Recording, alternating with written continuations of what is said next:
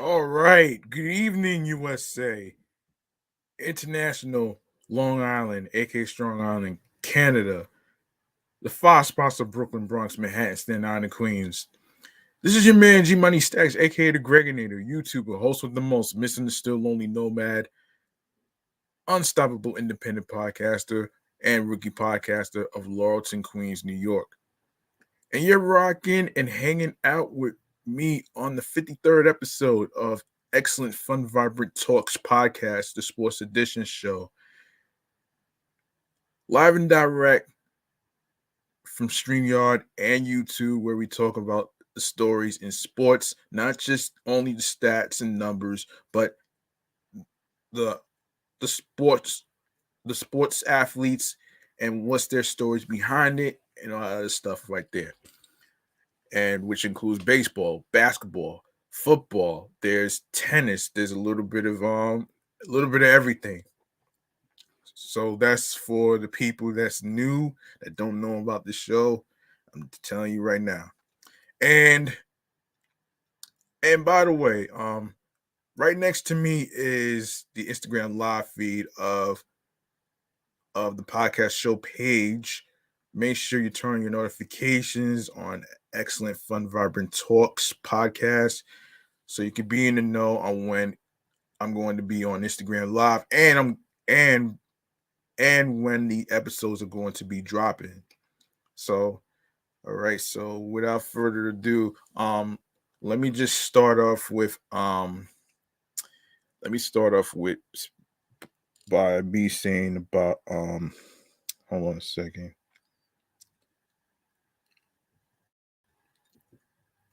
Uh yeah, let me start off by saying if you like to support this podcast, you're more than welcome to actually do that.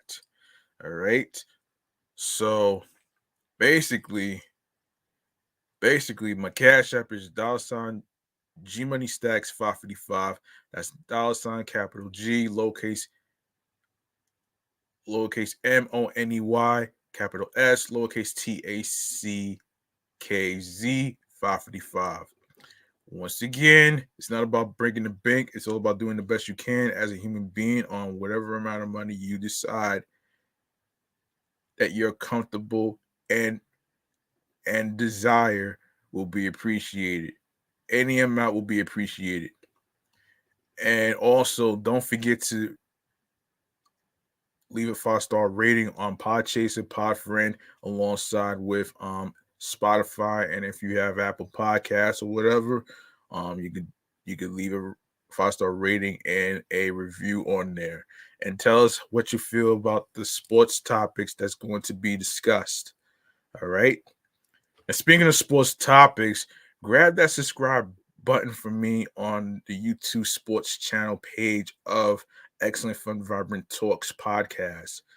And tap the noni bell so you'll be reminded when the show goes in the air via live stream.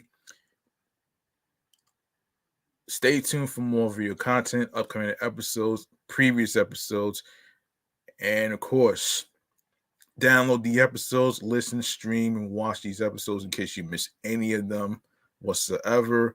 Share the episodes, share the videos, tell a friend to another friend, and I will handle the rest on where you can listen to the episodes, especially watch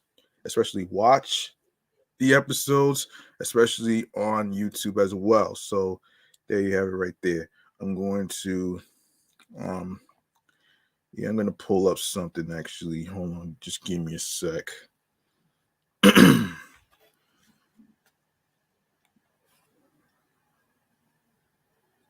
Just give me a second. Hold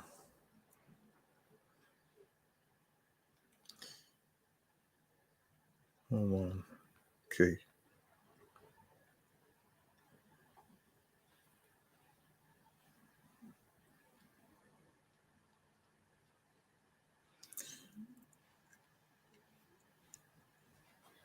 Okay.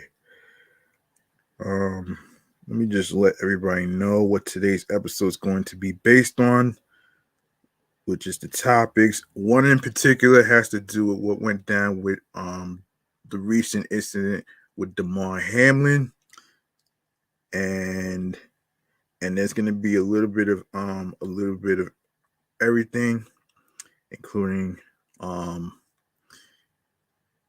some more MLB news involving the Mets. So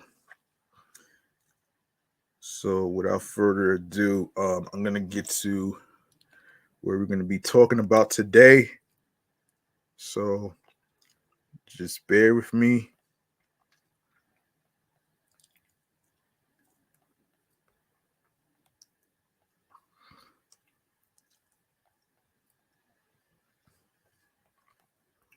And before we talk about Damar Hamlin, we got a passing in the sports world that we need to talk about here. First and foremost, let's get to this segment right here. Actually, let's do this though, man. Let's do a little bit of mental health check-in, all right? So mental health check-in is actually good for the soul right here, man. So here it is right here. All right.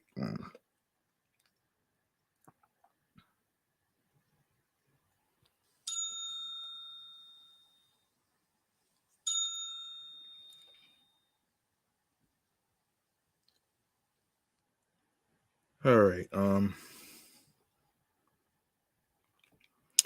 Okay, how I'm feeling mentally, physically, and spiritually, you ask? Well, let me just say this though. Hold on a second. Shout outs to Binge Essentials for watching this right here. Now, mentally, physically, and spiritually, yeah, I had a little discomfort in my left shoulder, but I needed to rest. Um, I am putting a little bit of Vicks on my shoulder, and I'm doing the best I can to actually try to recover. And on top of that, I've been out of a phone for it's about to be 3 days now. Actually, um, it's about to be 3 days since Sunday, yesterday, and today. So it will be day 3 of not having a phone, which I'm not really happy about that, but I am getting a new battery. Hopefully, if that works, we'll see what happens. For anybody that was trying to reach me, I do apologize. I'm not going to be able to get to it at the moment because um due to technical difficulties and stuff. So there you have it right there, man. I just want to get that out the way. And everything else is all right though, man. So you know, you know, sometimes people be having a little issue with their phones and stuff. So it happened to my sister recently, months ago, when she didn't have a charger, and and and for me it's a little different. It's not the charger. I think it has to do with the battery. It's not the SD card. It has to do with the battery that's kind of old. So I have to upgrade the battery. So that's pretty good on my part. So yeah. Now that I got that out the way, let's get to we got a little passing in the sports world that we need to talk about involving a former um a former NFL player who got killed. So let's get to it right now. Let's get to it right now though, man.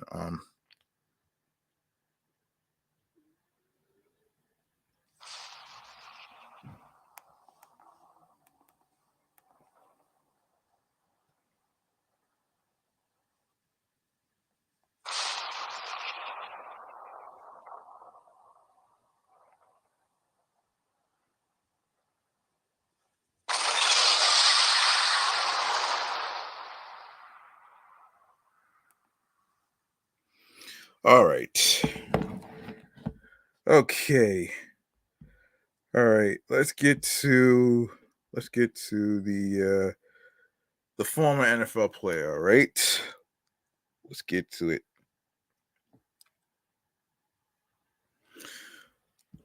All right. So, we do have a passing that we need to talk about here.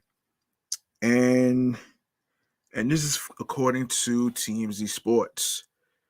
Former NFL cornerback Antonio Dennard was shot and killed outside a bar in Reading, Pennsylvania over the weekend. TMZ Sports has learned he was 32.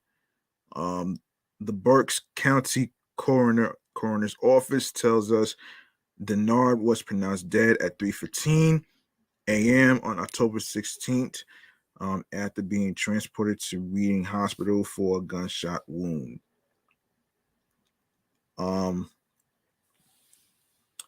Dennard's death has been ruled a homicide, and police are currently investigating, which is crazy. So this is a while back, actually, but it's still a topic to be discussed, actually. So let's get to. Hold on a second. Hold on a minute here.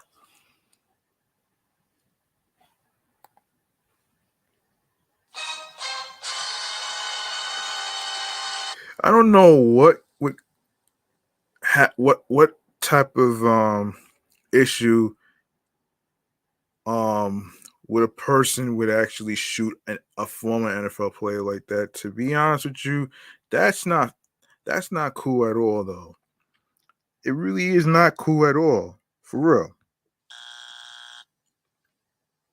And that's just me right there, man. That person probably having a bad day who probably ended up doing some heinous shit, man, like crashing and burning.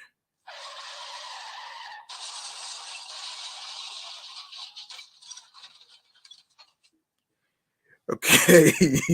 All right, there's more to the story, man. Okay. Dennard spent time in the NFL with the New York Giants, Green Bay Packers, and Jacksonville Jaguars throughout his career. Throughout his career, an autopsy, yeah. So I don't know what's going on with that one right there, but anyway, man. So SIP Sleep in Paradise to Antonio Dennard. All right. Now, we got another hold on a second. No, no, before we even go to the former basketball player, let's get to um before we can get to the hang on a second here. Before we can get to that, we're going to be talking about some stuff that happened recently. Um so there's some stuff to uncover. Uh There's some stuff to uncover, actually. Let me make sure I got all of the topics to talk about. Let's see.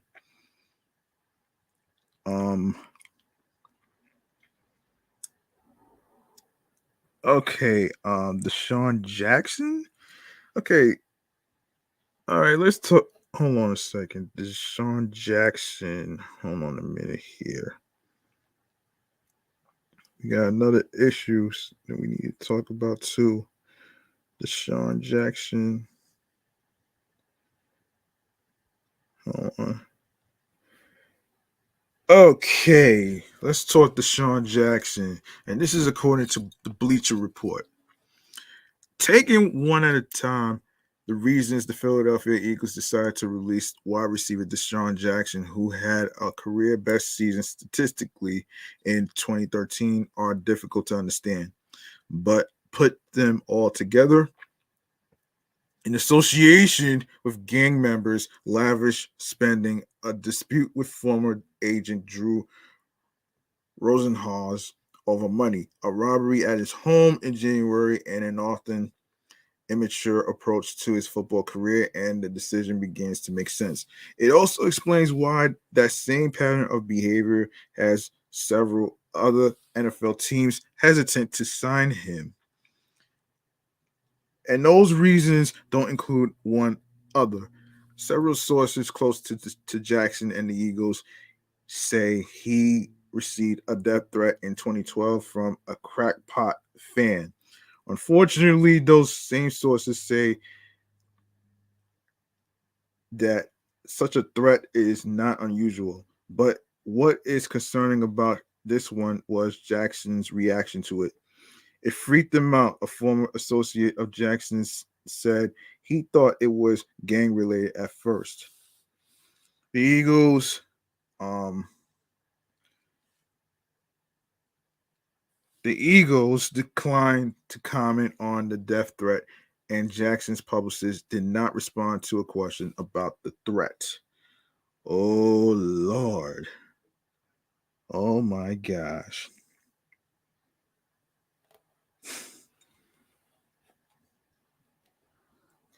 Yeah, that has to suck right here, man.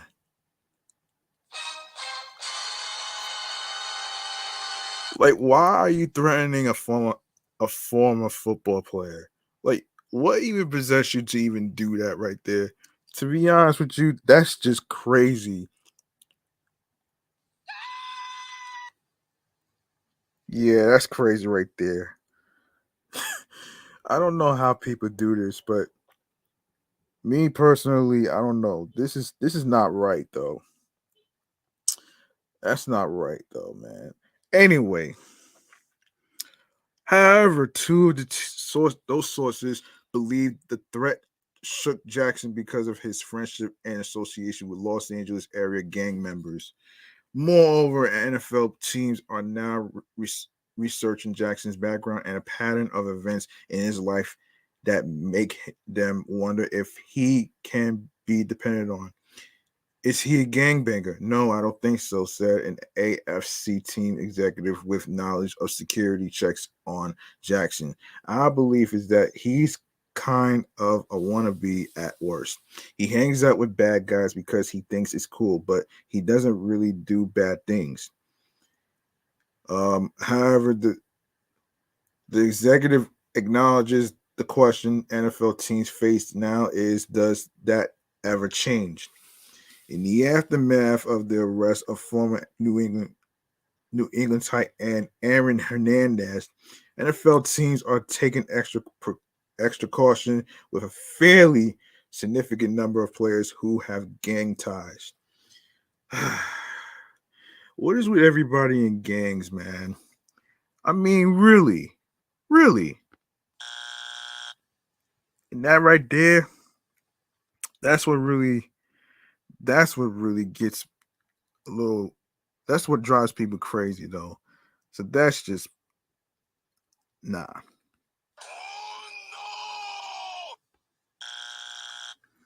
All right. And you know what happens when somebody tries to be associated with a gang? They end up falling flat on their face.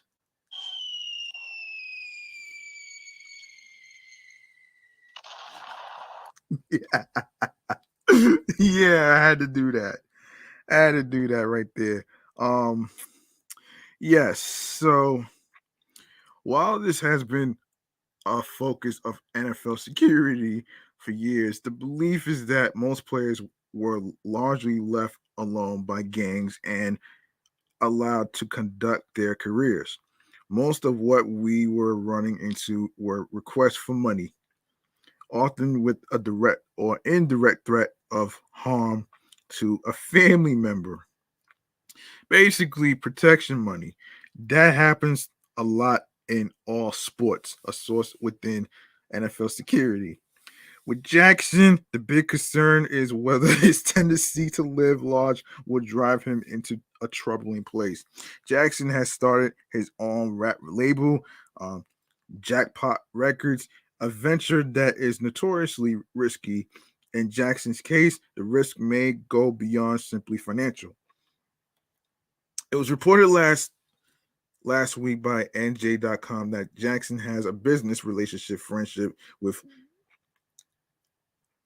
Tehran Shakir, who Los Angeles police believe is a Crip gang member and who was once held for a year after being accused of murder.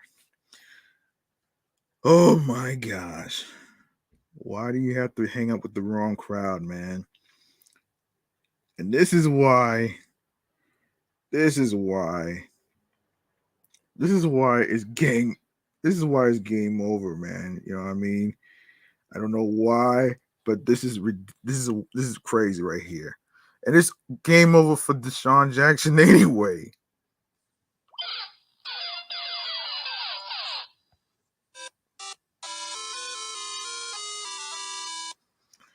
All right. Let's keep going, man. I just had to make a point right here with the sound effect right here. So, in case anybody's wondering, I'm using my instance on my tablet, which I downloaded actually since my phone is out of commission.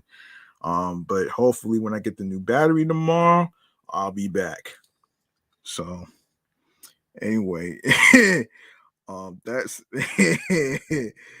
oh man. Shakir has recorded music under Jackson's late record label, and the two have been pictured together twice on social media. Jackson's publicist issued a statement after the story appeared on Friday, denying any gang membership. Uh, the Eagles released Jackson at the same time the story appeared. As the AFC personnel executive said, that has some people wondering what's going on. The timing is really suspicious. In addition, Rosenhaus has claimed in an arbitration overseen by the NFL Players Association that Jackson owes him more than $1 million in back fees and loans. $1 million? Damn. $1 million? Oh, wow. Wow. Just wow. Just wow. Like, really? Really? $1 million for this shit?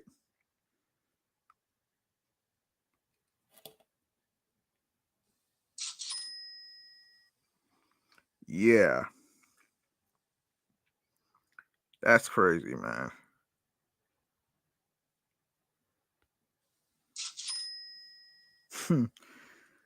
$1 million for that shit though, man. And that right there, oh wow. He's already in trouble for that shit anyway. Yeah.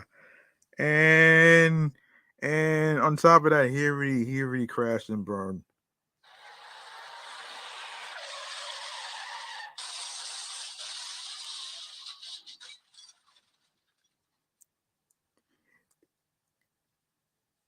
Yeah. Oh man, that's crazy. Jackson has countered that Rosenhaus broke NFLPA regulations by inducing him to sign a representation agreement and that he should be under no obligation to pay Rosenhaus. In January, police said Jackson's Philadelphia home was robbed, including cash, jewelry, and two guns. The cash amount was initially reported to be $250,000, although police have since revised that to $20,000. However, Jackson offered a $50,000 reward at one point for what was taken. Damn, so $250,000, $20,000, and $50,000. Oh wow.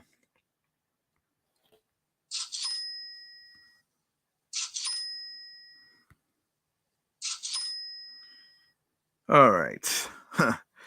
um Beyond all that, there is the question of Jackson's behavior around the team. Jackson's performance in practice and games has been scrutinized since the time he was in college. He dropped to the second round of the draft because of concerns over his attitude and work ethic. He ran into problems with former Eagles coach Andy Reid at times, although Reid continues to be a fan of Jackson as a player. Too many problems, man. And that's why that's why his fucking career is down the damn toilet, man. This is why his fucking career is down the toilet, though, man. I swear, man. Like you really have to be so damn stupid, man. I swear, man. Talk about bankruptcy, man, being robbed.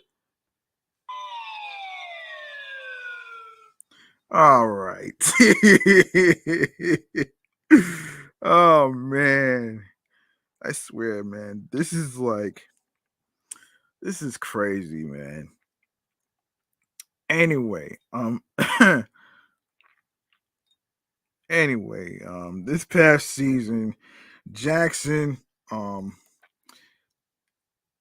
excelled in Chip Kelly's offense, making 82 receptions for 1,322 yards and 9 touchdowns. After the season, Jackson hinted that he wanted a new contract only 2 years after signing a 5-year, $48.5 million deal. $48.5 million. Wow. Wowzers.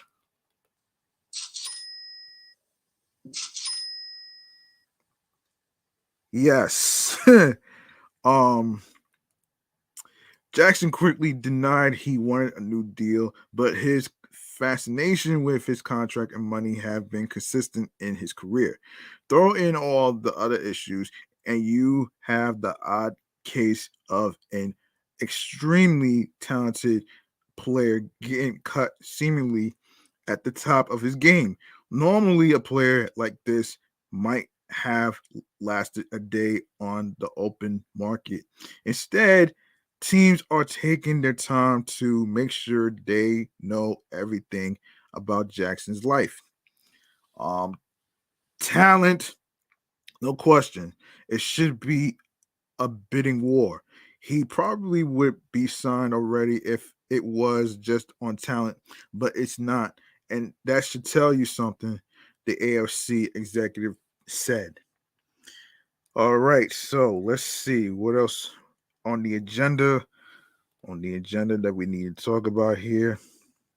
All right. Now before we even get to Damar Hamlin, um, let's go to Jordan Peele and of course Ben Gordon. Let's go to hold on a minute here. We got Ben Gordon. We need to go there. Yeah, Ben Gordon. Yeah, Ben Gordon. Let's go to Ben Gordon. Okay. Okay. So we got another issue of a former athlete. Okay. And this is pertaining to okay. A warrant has been issued for the arrest of former Chicago Bulls star Ben Gordon after he failed to show up in court last week for charges stemming from a fight with 2 security guards at the McDonald's in River North in November. Oh gosh, Gordon, age 39, was arrested at the McDonald's at 600 North Clark Street on November 4th after knocking 2 security guards to the ground, according to a police report. Oh my gosh. Oh my gosh. Oh my gosh. Do you see? Oh my gosh. That right there, that's crazy.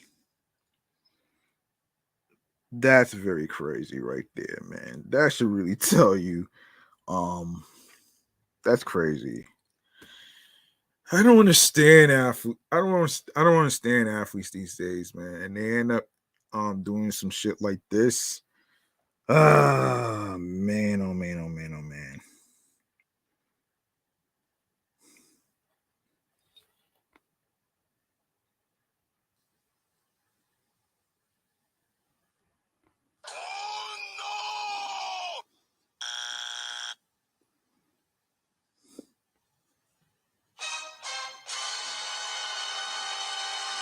But wait, there's more to the story. There's more to the story to Ben Gordon. Um, um, yes. Staff repeatedly asked Gordon to leave the restaurant, and as two security guards were escorting him outside, Gordon elbowed one of the guards in the face 2 times and then threw him to the ground, police said. Then Gordon grabbed the other guard's shirt and threw him to the ground. Both guards refused medical attention after police arrived and Gordon was taken into custody. Oh, child. This is beyond ridiculous. Like, why? I don't understand. I really don't understand this right here. And looks like an angry beaver right there, man. That's doing some shit. So, and that's an epic fail right there. Yeah, you know how that goes, man. Like, why? Oh man, oh man, oh man. This right here has to be this is disgusting. Very disgusting right here. This is very disgusting to hear about a former athlete doing. Like, this is nuts. Anyway, okay, so let's see. Both guards, yeah, I already read that part. Gordon was charged with 2 misdemeanor counts of battery and was released on his own recognizance.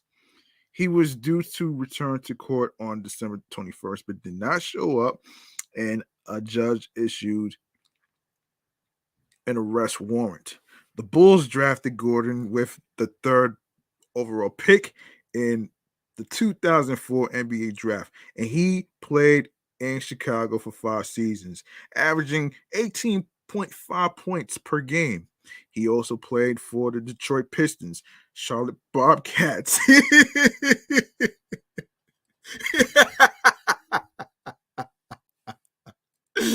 This is fucking ridiculous. This is fucking laughable, man. The name of a team called the Bobcats. Oh wow. Oh man. And Orlando Magic in 11 seasons. Gordon has been arrested several times since he retired from the NBA in 2015. Jeez.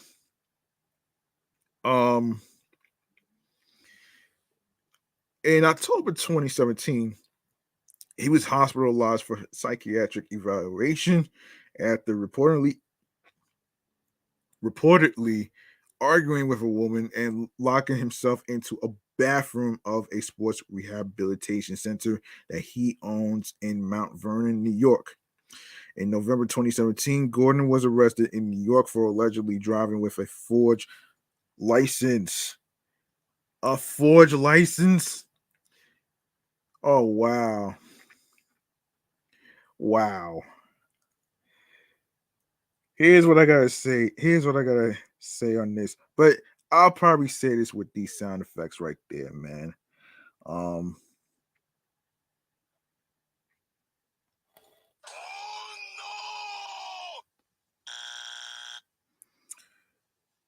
And this.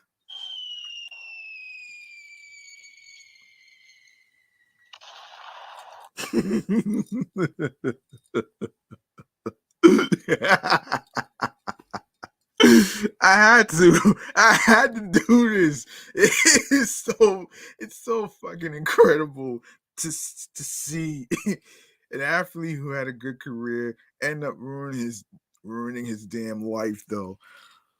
Oh my gosh. Forgive me, folks. I'm just being a little animated about this story I'm reading right now. This is crazy. About a week later, he was arrested on suspicion of robbery in Los Angeles. Police said he punched the manager of his apartment building and pulled a knife after demanding his security deposit. This past October, Gordon was arrested at LaGuardia Airport in New York, accused him accused of hitting his 10-year-old son. 2 Port Authority police officers also were injured while arresting Gordon at the airport. Oh, Lord. Oh, my Lord. Oh, my Lord. This is just crazy. Like, seriously? Seriously? Seriously? Seriously, though?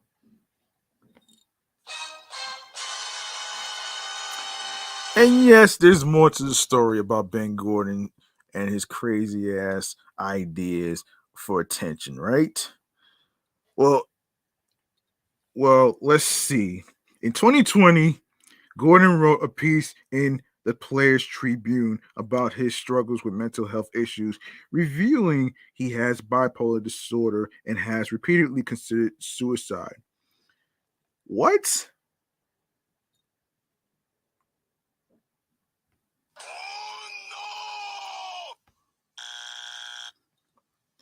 Don't do that, man. Don't do that. And let's see. Let's see. If you or someone you know is struggling with thoughts of suicide or hurting yourself, there is help available. You can call or text 988 to reach the new nationwide suicide prevention hotline. So there it is. And let's see what else we got on the agenda here. Hold on. Let's see. Yes. Yes, we're going to talk about the Redeemed Team documentary. Jordan Poole. We're going to talk about these two next. All right, so let's get into. Hold on a minute. Hold on. All right, the Redeemed Team. Let's see.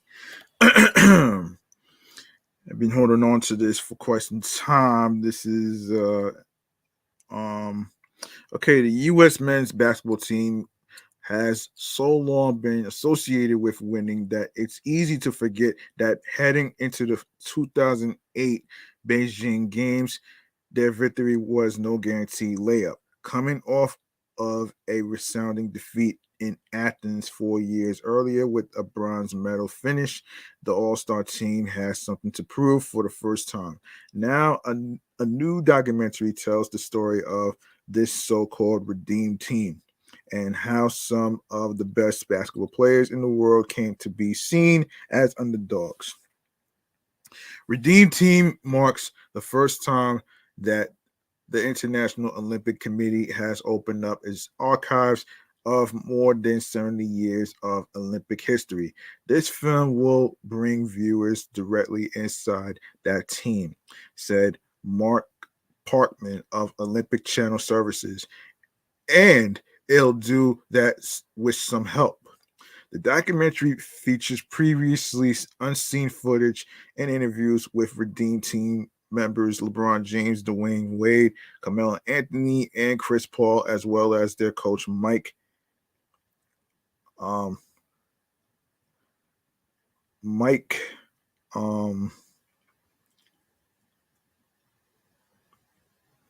Krzyzewski, and archival footage of the late great Kobe Bryant. The Redeemed Team shows actual footage throughout Team USA's journey from early morning training in Las Vegas to game time in Beijing. The documentary's opening scene features James and Bryant sitting down together many years ago. Featuring James and Wade as executive producers, there's a certain intimacy in each interview and in the retelling of this story. End quote. I really felt that the guys wanted to talk about this. Director John Weinbach told Tudum. They've all won stuff. They've all done incredible things. But the enthusiasm and the candor and the emotion they brought showed that they wanted to honor the memory of the team and its significance. Why were they called the Redeem Team, you ask? After a demoralizing bronze medal finish at the 2004 Athens Olympics, Team USA's perceived dominance in the sport was in question. It was a shock, but not completely unprecedented. In 1988, a time when Olympics rules stated that only amateurs could compete, the U.S. suffered its worst result in the history of the games, a bronze medal after a semifinals loss to the SSR. Because of the political climate, um, and because of pride, as Americans felt basketball was their sport, averaging the loss became a top priority. That effort, aided by a rules change allowing pro ballers to participate in the games, yielded the 1992 roster known as the Dream Team, comprising players like Michael Jordan, Scottie Pippen, Magic Johnson, Larry Bird, and Charles Barkley. At the time, they were heralded to be the greatest American basketball team in history. After Team USA's 2004 debacle, the recruits charged with reclaiming American basketball's superiority felt a similar pressure and sense of destiny. Thus, the Redeem Team, a riff on the nickname of the squad that restored glory and excitement some years ago, was born, but not without friction and major personnel overhauls. For the Redeem Team, executive producers Mike Tolan and Weinbach, who co-produced the Jordan Chicago Bulls docuseries The Last Dance, pieced together the U.S. team's road to redemption. That road required shrewd maneuvering from the USA basketball director Jerry Colangelo, innovative coaching from Mike Crazy Zuski, and camara- camar- camaraderie between perceived rivals Kobe Bryant and LeBron James. So, who's in the Redeemed Team doc? The documentary features interviews from the best in basketball. LeBron James, the late Kobe Bryant, former Duke basketball coach Mike Crazy Krasuski, Carmelo Anthony, Dwayne Wade, and Chris Paul are all featured in extensive interviews. Of course, you can visit the Redeem Team Cast Guide to find out who's who. What does the Redeem Team cover? Americans took it personally when the U.S. men's national basketball team lost in the semifinals of 2004 Olympics. What followed was a massacre overhaul in personnel, methodology, and heart, all preparation leading to a chance at redemption in the 2008 Beijing Games. Winning in 2008 was crucial. No shit. It was taken for granted that Americans had always dominated the sport. When Argentina won gold in 2004, it was only the fourth time that the U.S. hadn't placed first since basketball was introduced to the Olympics in 1936. One of those occasions was in 1988, inspiring the aforementioned Dream Team. Another was in 1980, when the U.S. boycotted the games in Moscow altogether, and possibly the most controversial ending to a basketball game ever played on a global scale was in 1972, when the U.S. lost to the Soviet Union. The final 3 seconds of that game were infamously replayed 2 times until finally the Soviet Union won. It was and still is an enormous scandal. That history plays into why restoring pride and identity to American basketball mattered so intensely after 2004. The sport was invented in 1891 in a YMCA in Springfield, Massachusetts. America featured the best, most powerful, most electric, most monetarily successful basketball league in the world. Its heroes were international icons Magic Johnson, Michael Jordan, late great Kobe Bryant, and of course LeBron James. The 2004 loss was the first time America faltered for no reason. They didn't lose because of a fixing scandal or because only amateurs were allowed to play or because of a boycott that prevented them from participating in the first place. They lost because they were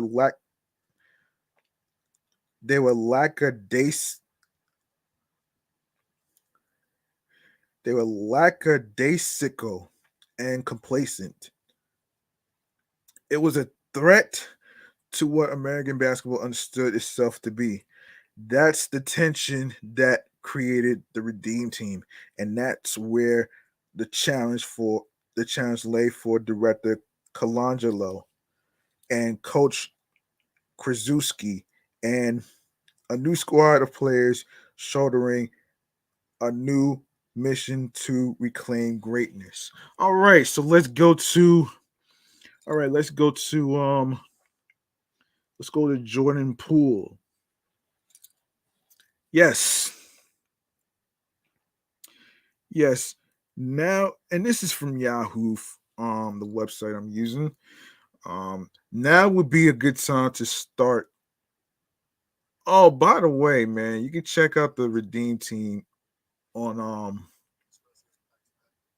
you can check out the Redeem Team on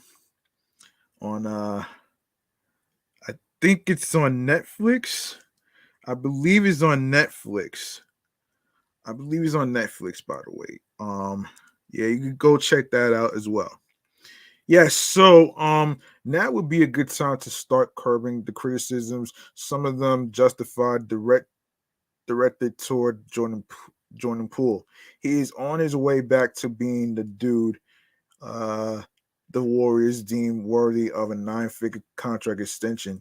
It took copious video review, endless repetition, and a few quarts of perspiration. But Poole finally has located his three-point shot.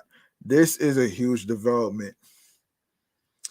The bonus within JP's team high 32-point effort Friday night in a stunning 120 to 114 victory over the Cavaliers in Cleveland was that he opened the game with three consecutive three balls and drained five of his first six shots from deep.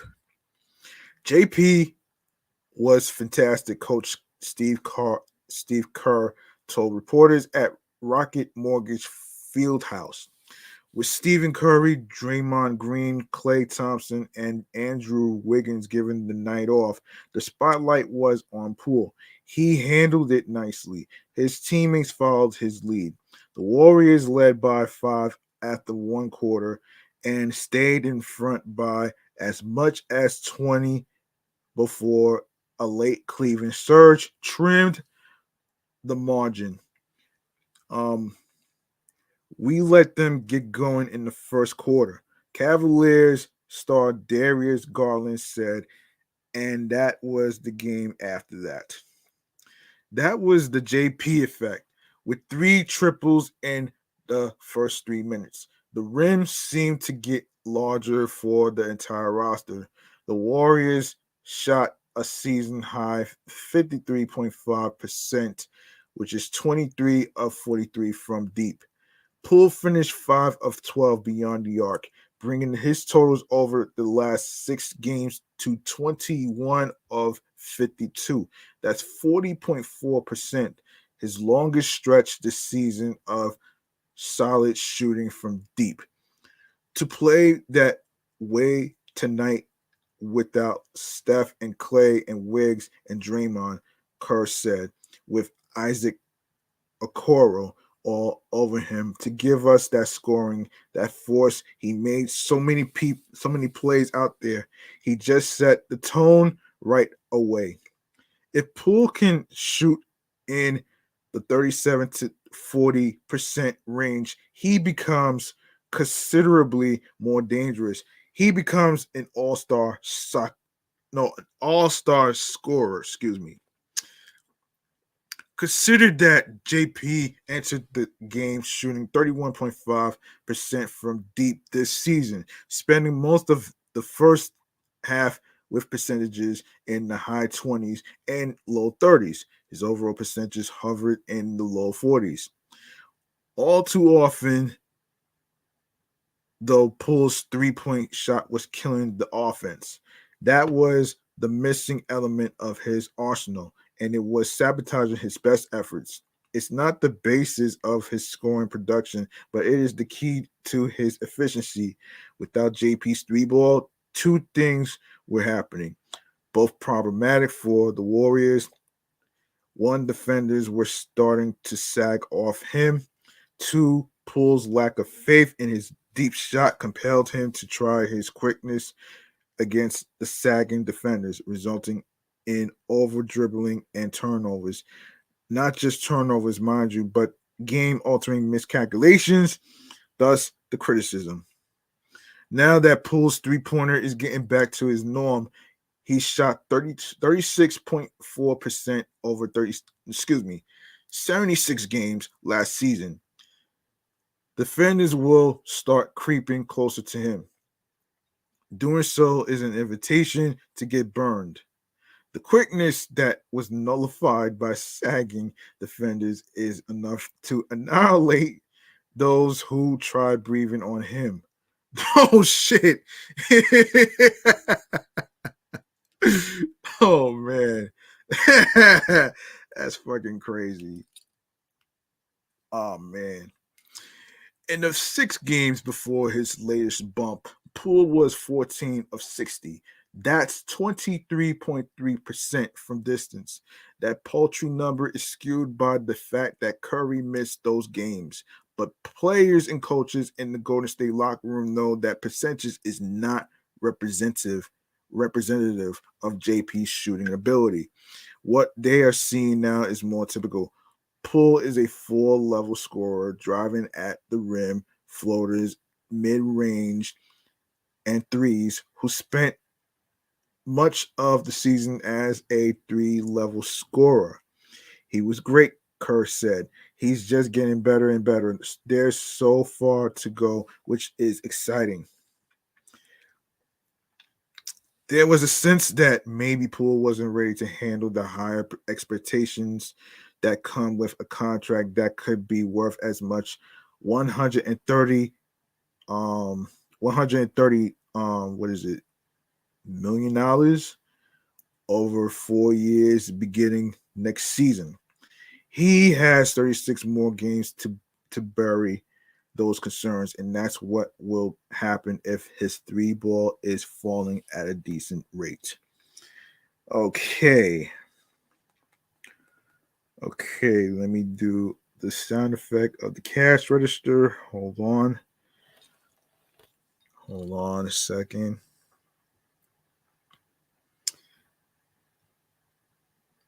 Hold on. Wait for it. Okay, here it is. Okay, here it is.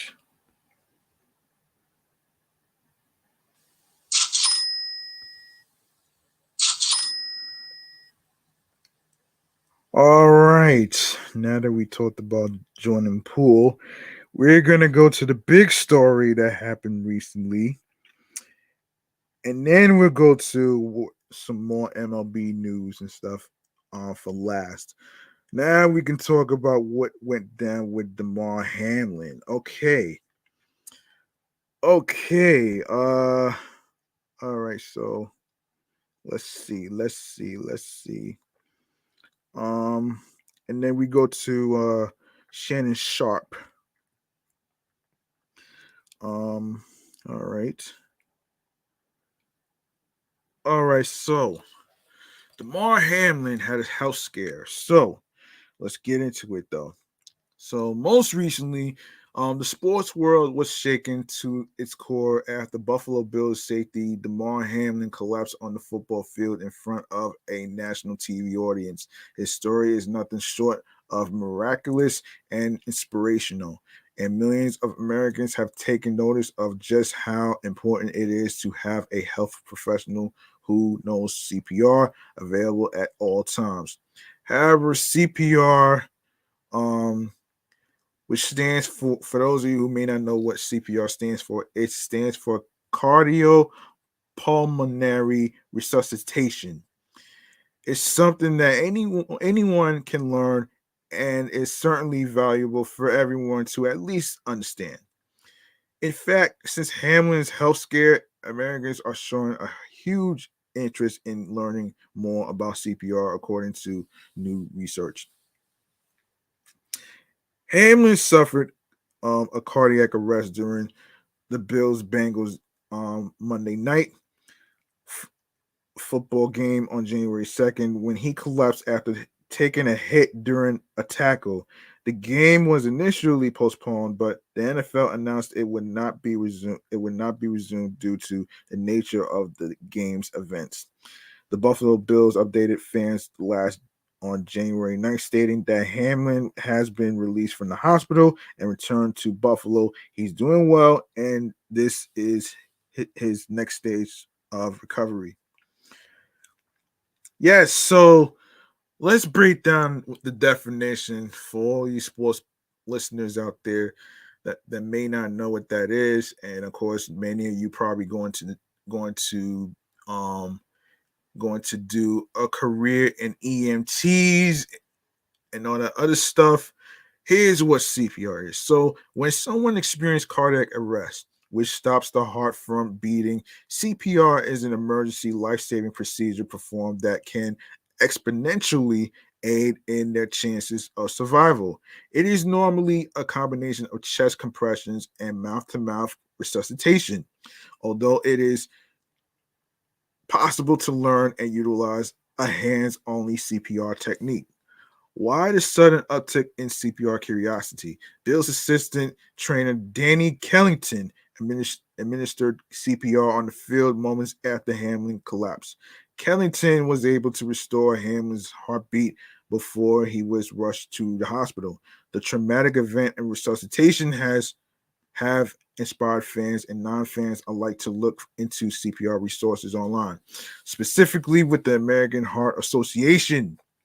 Since the event, the AHA has experienced a massive 620% increase in page views to hands-only CPR content pages. It also found in the days following a 66% increase in traffic to their CPR and first aid page in general, which provides CPR resources and information to sign up for virtual and in-person classes. This means an additional 57,600 people visited the site alone during that period. Other AHA pages that spiked in traffic were their What is CPR page, seeing a 145% increase. Similarly, the agency reports a 113% increase in visits to the CPR course catalog, which helps people find which CPR class would be best for them. So, the question is that people are wondering is, why is CPR so important? Um, I'll tell you why. According to the American Heart Association, about 90% of people who suffer cardiac arrest outside of a hospital die. CPR, especially if performed immediately, can double or triple a cardiac arrest victim's chance of survival. Yet bystanders only perform CPR 46% of the time. That means Hamlin's survival would have been significantly less likely without the help of Kellington when he performed CPR on the field. After the world tuned into Hamlin's heartbreaking health scare, people felt empowered to learn the critical life-saving skill. What can a bystander do if CPR is needed? The AHA says that the 2 steps of hands-only CPR are to call 911 and push hard and fast in the center of the chest until the person begins breathing on their own or emergency medical services arrive. The pace for CPR is 100 to 120 beats per minute, which can be timed to the beats of familiar songs. Ironically, Staying Alive by the Bee Gees is one of them. Of course, if you'd like to learn more, hold on a second. If you'd like to learn more about this, if you'd like to learn more about this, for more information on CPR, you can join the masses and explore the resources on the American Heart Association's website. All right, so there's more to the story. There's more to the story. Of course, Skip Bayless. We'll talk about him, and we're gonna talk about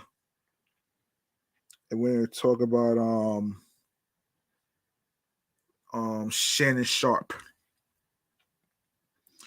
NFL players, NBA players, and retired pro athletes are calling for Skip Bayless to be fired for comments he made in the aftermath of Bills safety Damar Hamlin suffering a cardiac arrest on the field during Monday Night Football. After the Bills-Bengals game was suspended in Cincinnati, the Undisputed host took to Twitter to chime in on the situation. No doubt the NFL is considering postponing the rest of this game, but how? Bayless tweeted as medical personnel tended to Hamlin on the field in Cincinnati this late in the season. A game of this magnitude is crucial to the regular season outcome, which suddenly seems so irrelevant. Bayless appeared on the Fox Sports debate show Tuesday morning without his co-host Shannon Sharpe. Bayless said he looks forward to seeing Sharpe on Wednesday. Bayless' Monday night tweet drew immediate backlash with NFL players, including Jets cornerback Sauce Gardner and free agent wideout Dez Bryant firing back at the Fox host. Wow. Wow. Just wow. Just wow.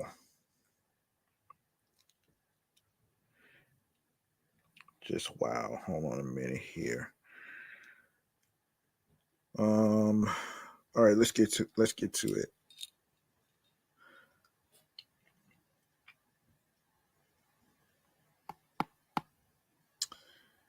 Oh boy.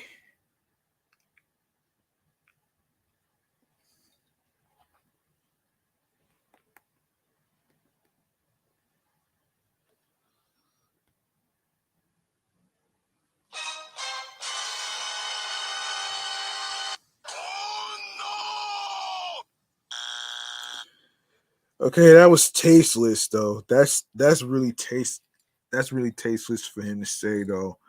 But I think as I'm going through the comments on Instagram and the way people reacting and stuff, I think people are just taking it. I think people took it the wrong way. In a sense, I understand how upset they are, but um, he's basically saying that I don't think the game really matters actually. As far as the concern focus is on Damar Hamlin. I guess that's what he's trying to say. I'll get to Shannon Sharpe in a sec. Okay, so Bayless Monday night tweet drew. Yeah, I already read that one right there. I already read that one right now. So Sauce tweeted, "Are you seriously talking about when talking about? Are you seriously talking about when the football game should be postponed? Damar Hamlin's health is all that matters at the moment. Nothing else. And he responded, and he said, "No doubt the NFL is considering postponing the rest of the game, but how?" Of course, it's latency. Yeah, I reread that one right there. We need to cancel Skip Bayless. First of all, I'm getting really tired of this whole cancel culture bullshit. You know what I'm saying? It's not really gonna solve anything. It's not gonna solve anything. All right, it's not gonna solve anything. That's just gonna make matters worse. Yeah. Um, this is crazy, man. Anyway, more pro athletes continue to express displeasure with Bayless' tweet. Free agent NBA point guard Isaiah Thomas replied to Bayless, writing, "I hope they fire you. They fire you, bro.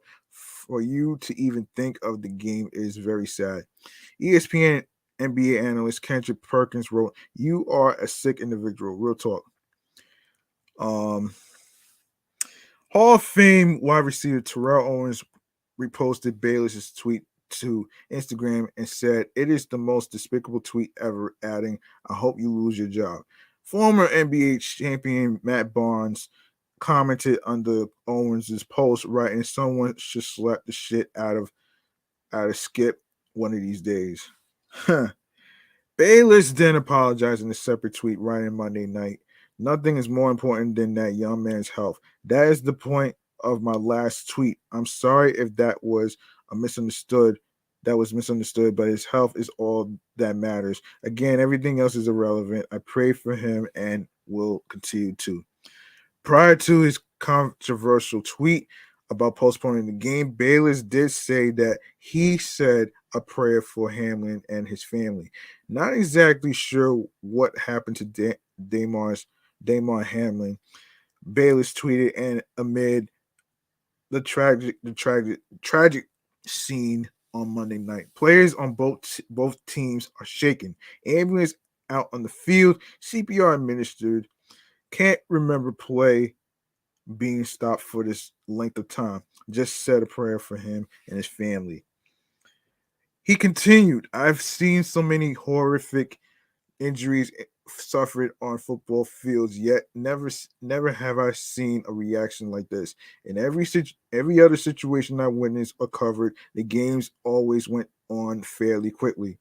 The attitude was, hey, that's football. For these players, this was different." According to the Bills, Hamlin is sedated and listed in critical conditions at the University of Cincinnati Medical Center, where the second year safety was transported by ambulance. The Bills Bengals game was postponed after Hamlin collapsed on the field in the first quarter.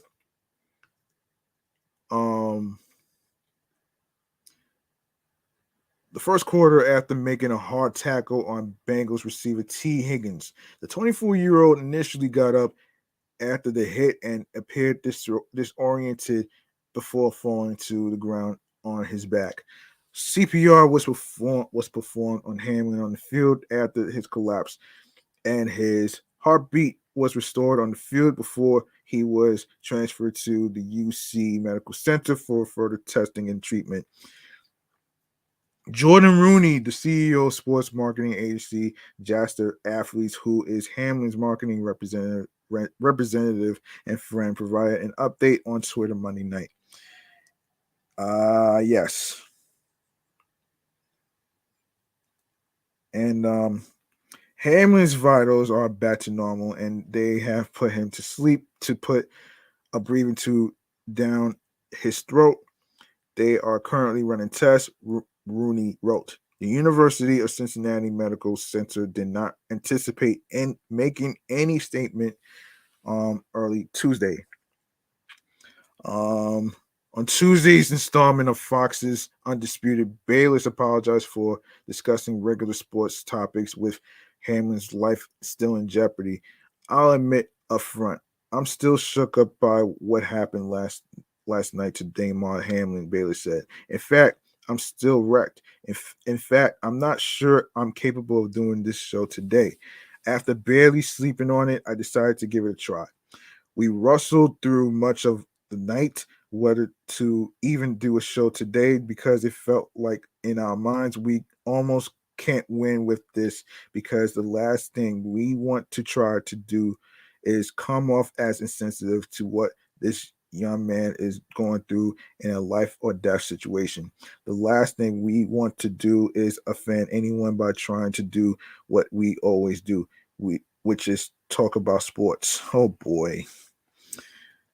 All right, on to Shannon Sharpe. On to Shannon Sharpe. On to Shannon Sharpe right here. During Wednesday's episode of Undisputed, Shannon Sharpe said he wouldn't get into speculation regarding why he wasn't on Tuesday's episode, but did go on to say that he disagreed with Bayless' controversial Damar Hamlin tweet. Yeah. Shannon Sharpe was absent from Tuesday's episode of FS1's Undisputed after co-host Skip Bayless' reaction to Damar Hamlin's hospitalization, according to TMZ. The outlet reports Sharpe skipped today's show because he was upset with Skip's tweets, which Bayless posted shortly after Buffalo Bills' Damar Hamlin collapsed on the field during Monday night's game against the Cincinnati Bengals. Shannon also told the network he doesn't know if he will return to work on Wednesday. Bayless sparked backlash by questioning whether the NFL was considering canceling the game due to the situation, which has since left Hamlin at the University of Cincinnati Medical Center in critical condition. No doubt the NFL is considering postponing the rest of this game, but how? Bayless wrote, this late in the season, a game of this magnitude is crucial to the regular season outcome, which certainly seems so irrelevant. Bayless opened Tuesday's show with a monologue in which he apologized for how his tweet came across. I apologize for what we're going to set out to do here today. If it offends anyone, because we're going to try to do the show pretty much as we usually do the show. I'll admit up front, I'm still shook up by what happened last night to Damar Hamlin. The 71-year-old said, damn, he's 71? Shit. 71-year-old said, yeah. In fact, I'm still wrecked. In fact, I'm not sure I'm capable of doing this show today. After barely sleeping on it last night, I decided to give it a try. He continued, in quote, we wrestled through much of the night whether to even do a show today because it felt like in our mind we almost can't win with this because the last thing we want to try to do is come off as insensitive to what this young man is going through in a life or death situation. As this show goes on, we're going to try and talk about a little bit of sports, but we're going to continue to talk about what happened to this young man last night and try to sort back through it with help from you and the audience. Oh boy. And of course his uncle chimed in too. His uncle chimed in as well. So Damar Hamlin's uncle, Dorian Glenn, is speaking out about his nephew's condition. Hamlin suffered a cardiac arrest during Monday night's game between the Buffalo Bills and the Cincinnati Bengals and has been in critical condition ever since. During the first quarter of Monday's matchup, Hamlin tackled Bengals wide receiver T. Higgins, and both men appeared to be uninjured following the tackle. However, shortly after, Hamlin appeared to stumble and collapse on the field. He was swiftly attended to by medical personnel who reportedly gave the athlete CPR on the field. He was also placed on a stretcher, given oxygen, and taken to the hospital via ambulance. Whew. Wow. Wow.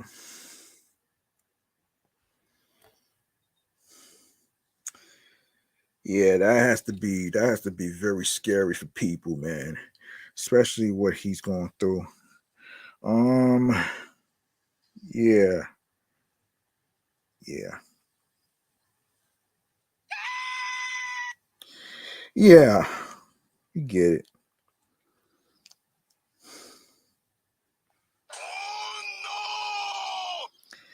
All right.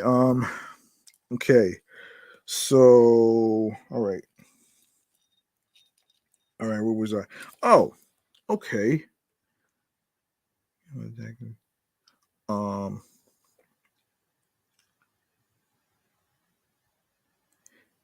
yes, he was swiftly attended to by medical personnel who reportedly gave the athlete CPR on the field. He was also placed on a stretcher, given oxygen, and taken to the hospital via ambulance. NFL Commissioner Robert Goodell announced the postponement of the game. The NFL also released a statement confirming that Hamlin suffered a cardiac arrest, which I will break down. I'm gonna break down the difference between a cardiac arrest and a heart attack, and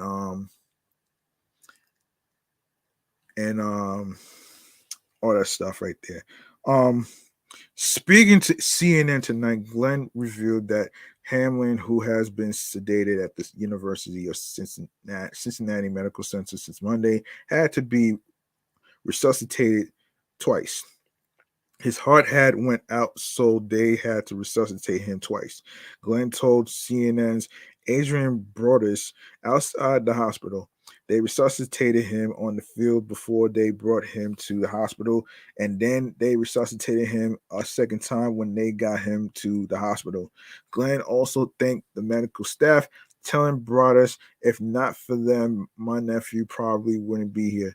He was in Pittsburgh watching the game with Hamlin's brother when they witnessed the 24-year-old NFL star collapse. It's just heartbreaking seeing him like that, he said. Glenn continued, I'm not a crier, but I've never cried so hard in my life. Just to know, like, my nephew basically died on the field and they brought him back to life. While the family is taking things day by day, Glenn said he's grateful his nephew is alive and able to keep fighting. I'm just glad he's still alive and able to fight and trying to get better and recover, Glenn said. They sedated him just to give a better chance for him to just continue to heal better. We are just taking it day by day. It seems like he's trending upwards in a positive way.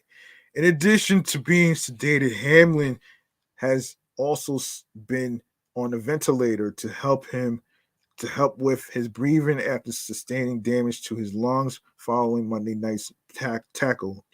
Both Hamlin's parents, who were at the game when he collapsed, are by the Buffalo Bills DB's side as he receives treatment. While Hamlin's parents are showing up for others, his rep adds that they are still feeling a bit nervous when it comes to his recovery. They obviously are nervous. Hamlin's spokesperson, Jordan Rooney, told ET. It's a little scary for them, but they are optimistic because they know Damar. Hamlin's family is feeling the support from the Bengals organization and are grateful to see all kinds of people rallying behind Hamlin as he recovers.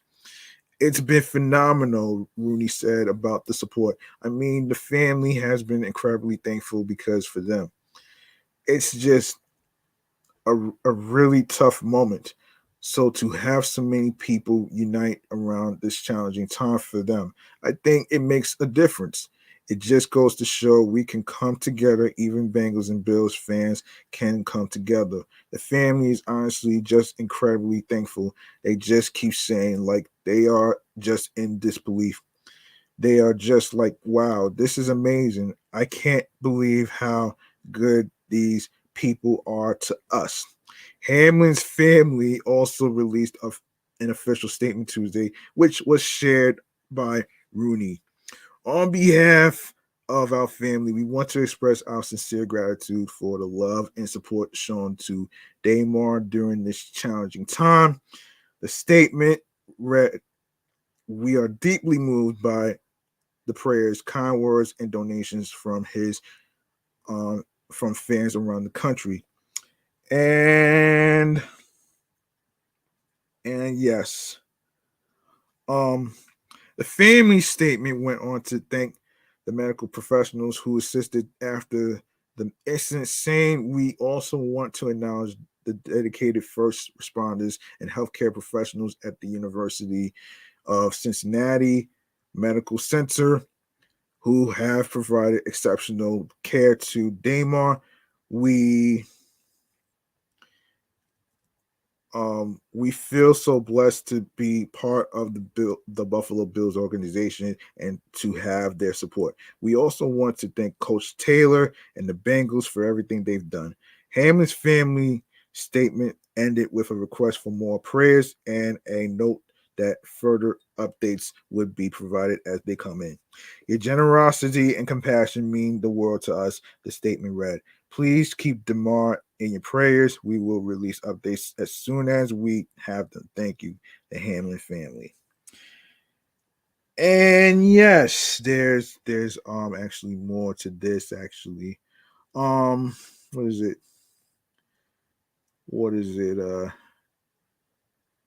And more Damar Hamlin news. The first thing he was wondering, so this is according to ET Online.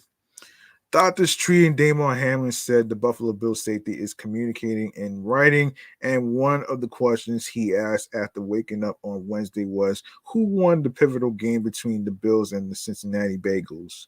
During a news conference Thursday from the University of Cincinnati Medical Center to update the NFL's pros condition and care, Dr. Timothy Pritz clarified that Hamlin is not speaking because he still has a breathing tube assisting him with ventilation, but the 24-year-old communicated in writing Wednesday night and again Thursday.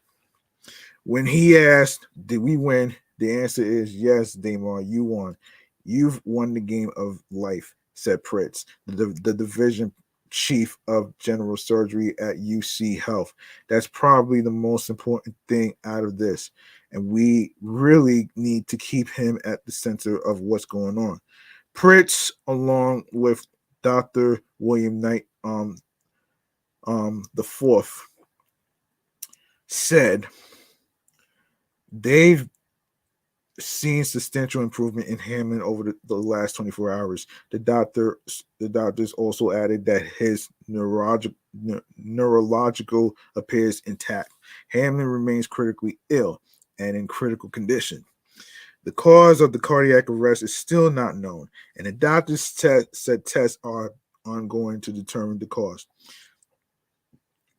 As for Hamlin, immediate recovery timeline, doctors said they would like to see more improvement, which includes Hamlin breathing on his own and then discharged. That being said, doctors said Hamlin has a long way to go from the liberation of the ventilator. So the next big milestone is to see him breathing on his own. We sort of view the ventilator as an aid for him as he needs it. And so, after the initial event, we were supporting him on the ventilator 100%, Pritz explained. And what our goal really is for liberation from mechanical ventilation is to gradually decrease the amount of support and let him pick up the difference. And when we reach 0% support, breathing tube comes out, and we define that as success. Um, doctors added it's entirely too early to have a conversation as to whether Hamlin can return to the NFL. In the meantime, family and teammates have been by Hamlin's bedside since the scary incident.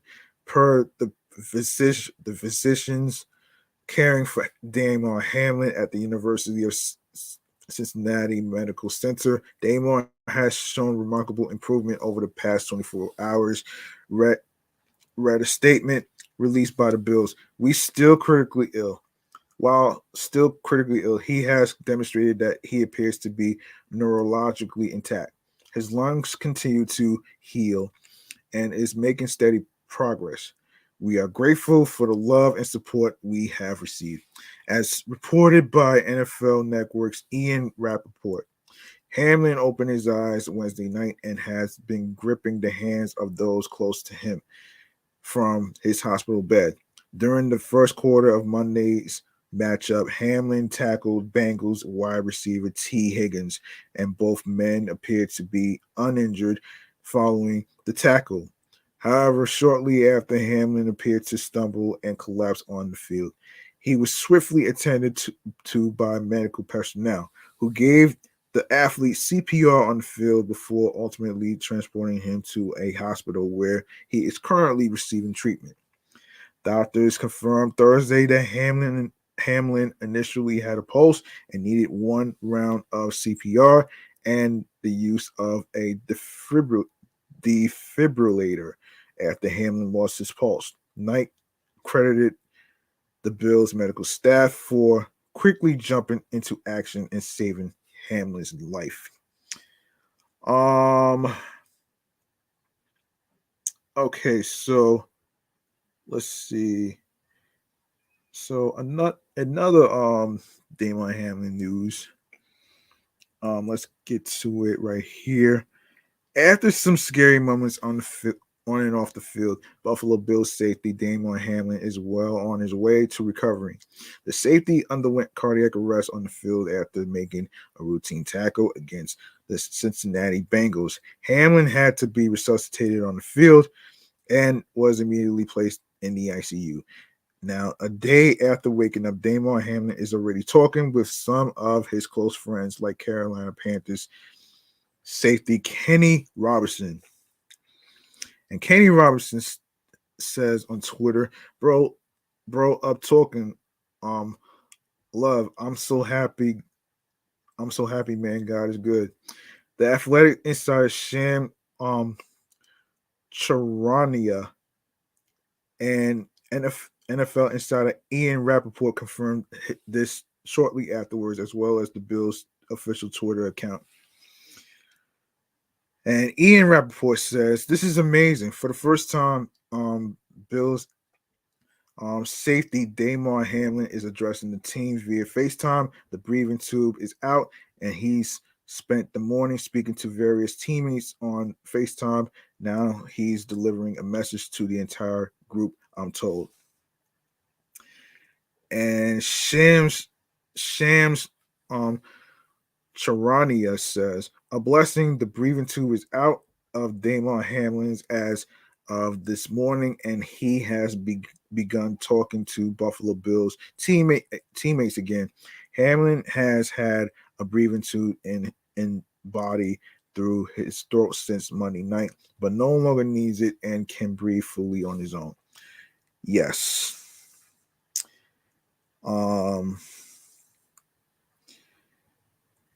Damar Hamlin FaceTime into our team meeting today to talk to the players and coaches.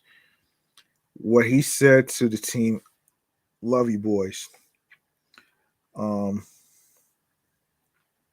Yesterday, Damar Hamlin woke up and communicated with doctors via writing, which was a great sign.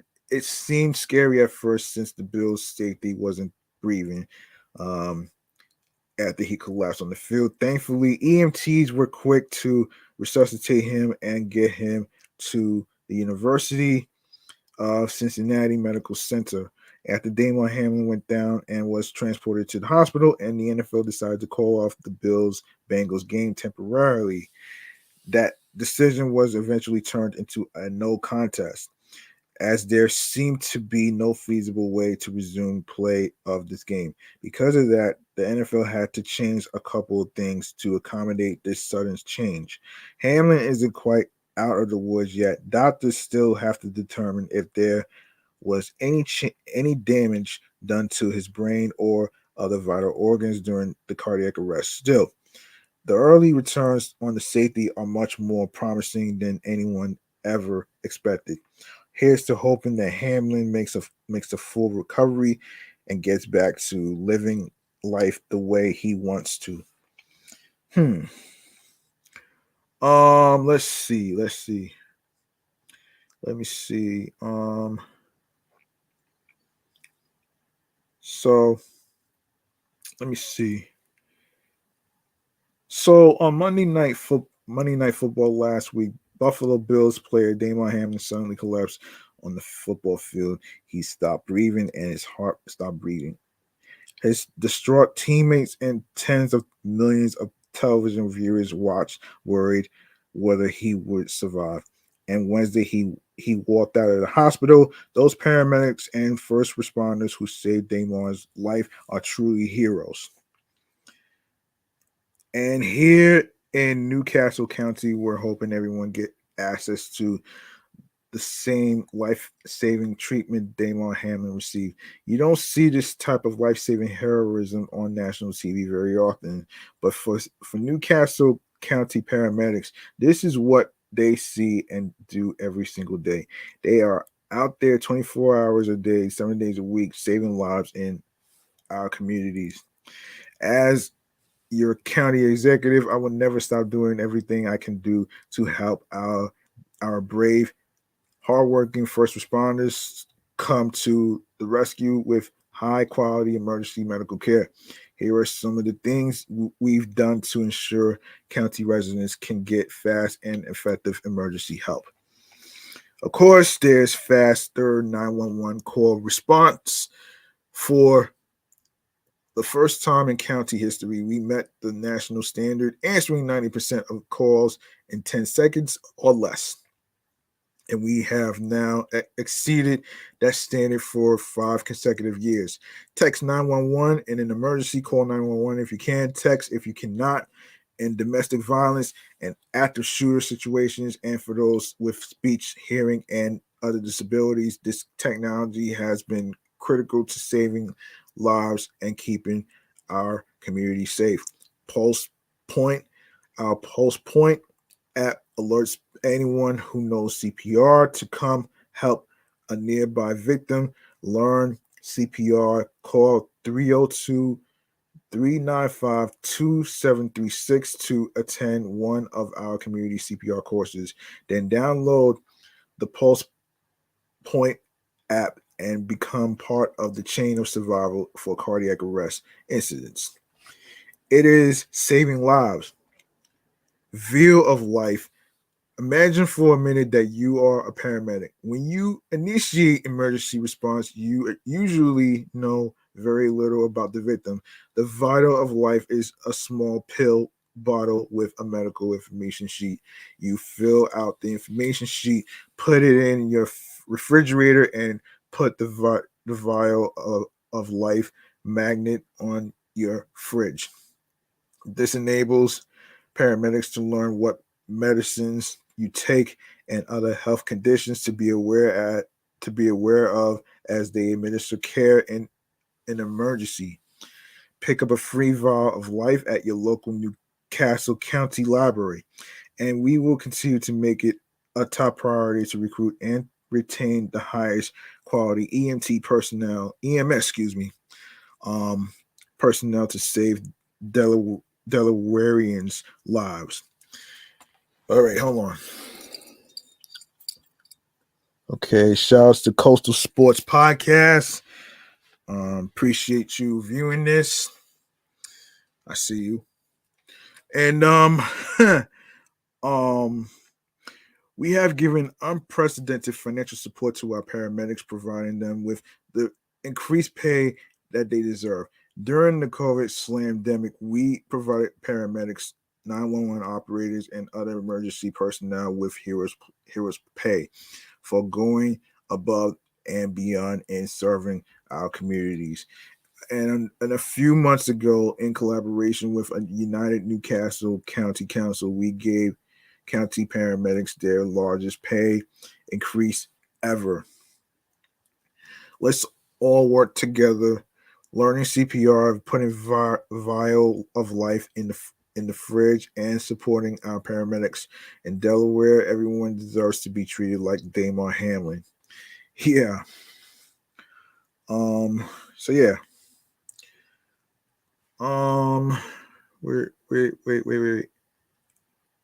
Wait a minute here.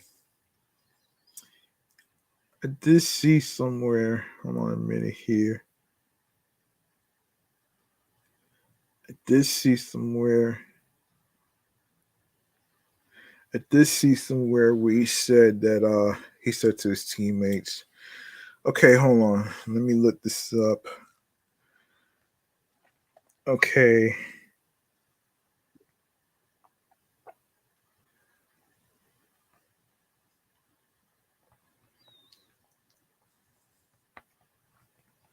To his teammates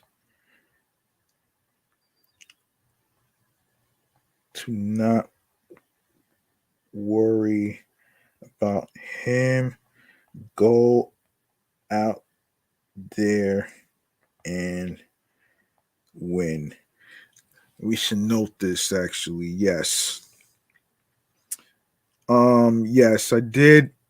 I did mention that part, but it didn't really get to. So Bills players didn't know ahead of time that Damar Hamlin would join a team meeting via FaceTime on Friday. But when head coach Sean McDermott told the players he had a treat in store, he could see the look on their faces in anticipation of what was probably coming. When Hamlin appeared on the screen, players stood up and started clapping. They yelled too. Hamlin made hand signals and gestures like a heart symbol and flexed both biceps for his teammates. And somewhere in the middle of that, McDermott said during a press conference Friday, Hamlin told his teammates, I love you, boys. Probably won't be able to do justice, honestly, with the words. McDermott said when asked about hearing Hamlin's voice after the 24-year-old safety suffered cardiac arrest and collapsed on the field during the Bills game at Cincinnati. Amazing, touching. It was the latest in a heartwarming string of positive developments for Hamlin. The Bills announced earlier in the day that Hamlin's breathing tube had been removed overnight. He gradually awoke from medically induced sedation Wednesday night and communicated in writing, first asking who won the game between Cincinnati and Buffalo. His father, Mario, spoke to the Bills on Wednesday. Let's see. But actually seeing Hamlin's face on the screen with my own eyes was something McDermott had looked forward to and needed, he said. Then he saw the reaction that unfolded across the room, throughout the brief call. It was a pretty cool exchange for a few seconds there, McDermott said. Assistant athletic trainer Tabani Richards, who is in Cincinnati with Hamlin, and director of team administration Matt Warswick, helped coordinate the call, McDermott said. They put Hamlin on the big screen in their meeting room, so he was larger than life in there for us. In addition to the heart symbol and flexing on them, Hamlin also gave Bills players a thumbs up. General Manager Brandon Beane, who has stayed in Cincinnati to be with Hamlin, said during a press conference Friday that McDermott initially wanted to stay too. In the end, they decided to have McDermott back in Buffalo to lead these coaches and this team and help these guys get through back here. Since they didn't know how the week would unfold from a scheduling standpoint, how McDermott guided the Bills is why I love Sean Bean added. Hamlin's recovery has united the football community. Throughout the week, Richards kept being updated as Hamlin's toy drive fundraiser kept gathering donations from fans, other NFL players, and teams. It crept up to $3 million, then $4 million. Wow. Wow. Hold on. $3 million to $4 million. Okay. $3 million to $4 million. That's dope, man. Yeah. Um. Yeah. Damar Hamlin has a toy drive. He has an organization where people could do donations and stuff. Yes. So $3 to $4 million. That's a lot, man.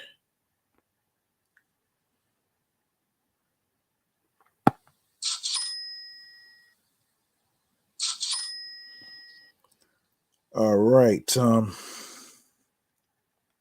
During what being called a laughable moment, Hamlin's mother Nina told the general manager, "Man, he just wanted 2,500."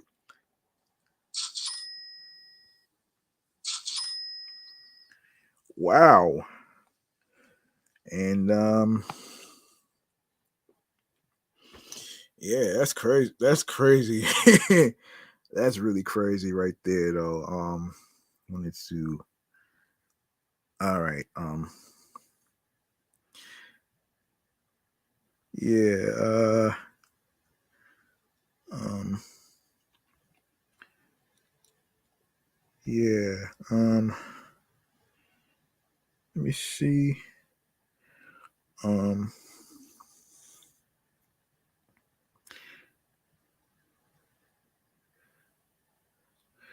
You are going to be passing out cards next year, being recalled, replying, not toys. It's going to be exciting to see how excited Damar is about what he can do. Being continued in the press conference because that's who Damar is. He's so selfless and he's always got a smile. Hamlin collapsed on the field and went to went into cardiac arrest Monday night after tackling Bengals receiver T. Higgins. The second year player had CPR administered on the field before he was transported to the University of Cincinnati Medical Center. The Bills will host the Patriots on Sunday, which already happened. Already. Um, yeah, he did tell the team. I think I remember seeing somewhere actually. I remember seeing somewhere actually. I just remembered because he did mention it. I forget now.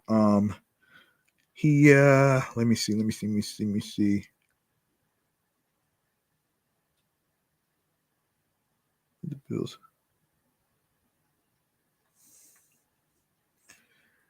Um okay, wait a second. Where did he wait a minute. I'm just gonna wait. Um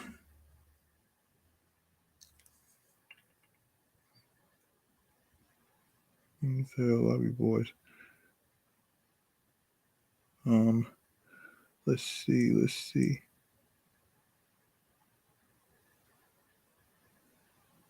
Yeah. Of course. Yeah, he did mention yeah, he has a toy drive actually a toy drive fundraiser and I remember reading somewhere where he mentioned to his teammate not to worry too much about him and go out there and win. And that's the confidence that the teammates needed, you know what I'm saying? And I have to really let's go to because I remember what is this? Okay, Russ Tucker. Okay, let me paraphrase what Russ Tucker said actually. And he talked about this on a couple weeks ago on TMZ Live regarding Damar Hamlin's health. Now I want to explain what is cardiac arrest and the difference between those two. So let's find out what cardiac arrest is. So for those of you who may not know what cardiac arrest is, I'll be glad to break that down for you. Hold on.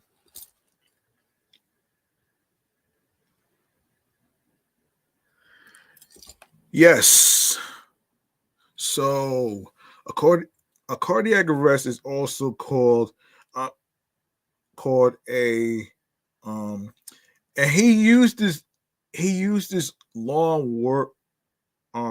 Ross Tucker used this long word medical term actually, which is cardiopulmonary arrest or circulatory arrest, and indicates a sudden stop in effective and normal blood circulation due to failure of the heart to pump blood.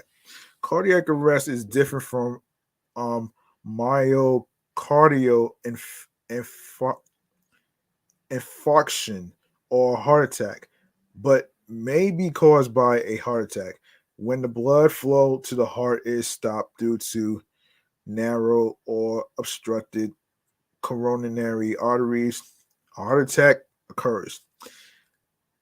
This may lead to a cardiogenic shock and cardiac arrest. What happens in cardiac arrest? Once the usual blood circulation stops, oxygen delivery to all vital organs is also stopped. The organ that is the most quickly and severely affected by this is the brain.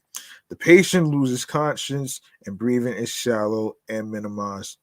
If the cardiac arrest persists for over 5 minutes, permanent brain damage may occur. The pulse that is usually seen in the carotid artery in the neck as well in the wrists and ankles is lacking. Cardiac arrest may lead to sudden cardiac death or SCD. Um, Heart attack is an important cause of SCD. Now, causes to cardiac arrest. Some of the most important causes of cardiac arrest include heart attack or myocardial infarction, of course, seen in 30% of cases. Cardiac anatomical abnormality, cardiac rhythm disturbance or arrhythmia. The most common fatal abnormal heart rhythm is ventricular fibrillation, cardiomyopathy, cardio, cardiomyopathy, sepsis and major infection, drug overdose, major injury and blood loss. Lung or heart injury may also lead to cardiac arrest. Advanced cancer, extremely high or low body temperature, extremely high or low blood level of potassium, severe oxygen deprivation, pulmonary embolism. What needs to be done? A cardiac arrest is a medical emergency. For every minute that a person is in cardiac arrest before arrival of a defibrillator, the chances of survival are reduced by about 10%. Cardiopulmonary resuscitation is attempted along with defibrillation of the heart to try and reinstate the heart's pumping rhythm. To provide adequate CPR, a person needs to check that the airways are open by tilting the head back and lifting the chin of the patient. Breathing signs can be seen and heard. Circulation is attempted with cardiac compression. All right. So there you have it right there. Now, a breakdown between the difference between cardiac arrest and heart attack. Let's get to it. So actually, there's like five differences between a heart attack and a cardiac arrest. So a heart attack is not the same as a cardiac arrest. A heart attack is when one of the coron- coronary arteries becomes blocked. The heart muscle is robbed of its vital blood supply, and if left untreated, it will begin to die because it is not getting enough oxygen. Cardiac arrest is when a person's heart stops pumping blood around their body and they stop breathing normally. Many cardiac arrests in adults happen because of a heart attack. This is because a person who is having a heart attack may develop a dangerous heart rhythm, which can cause a cardiac arrest. A heart attack and a cardiac arrest are both emergency situations. Of course, you can call 999 straight away. Find out about heart attacks effects and what you should do. Read more about heart attacks and learn about heart attack symptoms. Learn more about CPR and how to do CPR. Okay. Now, the here we all right, before we even go to baseball news, man, we need to thank the medical staff. We need to thank the medical staff, man. You know what I'm saying? The medical staff um who helped them out actually. And of course and the person who I just mentioned earlier, I forget his I'm gonna go to his name I'm gonna go to his name actually. His name is it's something with Kellington. Okay, wait a second. Something with Kellington. Wait. Kellington. Where is it's something with Kellington. Kellington. Let's see. Yeah, I did see that name earlier. I did see that name earlier. I forget. Danny Kellington. We need to thank him for that. And along with the medical staff, we need to Danny Kellington and along with the medical staff and everybody who who who contribute to Damar Hamlin's health. So let's we're gonna make some noise for this, man. For real, we need to make some noise for this, though, man. This is something to be celebrated. You know what I'm saying? This is something to be celebrated.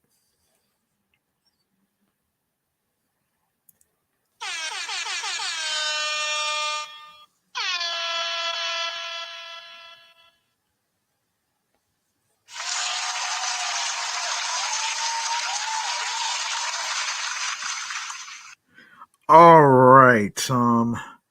Let's get to. Let me see what else.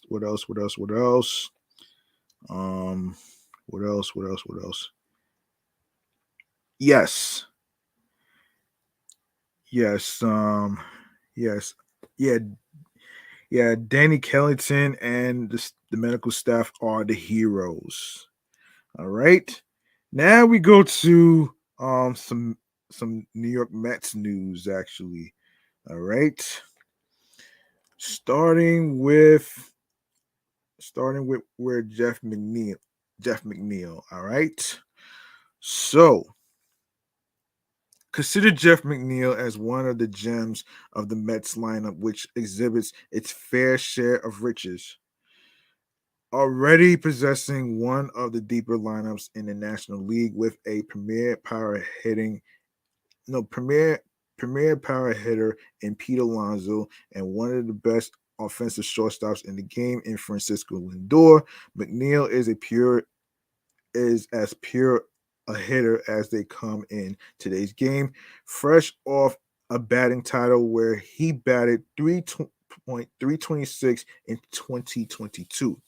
But there is an air of uncertainty heading into 2023 with the negotiations for Carl's career falling through, which didn't really happen. The Mets are still missing that one last piece that owner Steve Cohen originally boasted about when he had when he and Correa agreed on a 12-year, $315 million pact on December 21st. Okay. Yeah.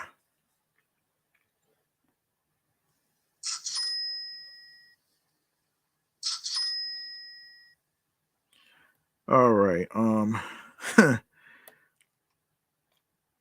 Okay, still the top of Buck Showalter's lineup is more than set with Brandon Nimmo, Starling Marte, Francisco Lindor, and Pete Alonso cemented in spot numbers 1 through 4.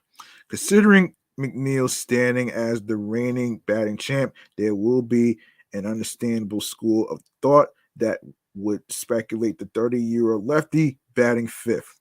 After all, he posted a 382 on base percentage last season, and New York's most glaring hole in production last year was from the number 5 spot, behind Pete Alonso, with Mets batters posting a paltry .653 OPS with 70 RBIs.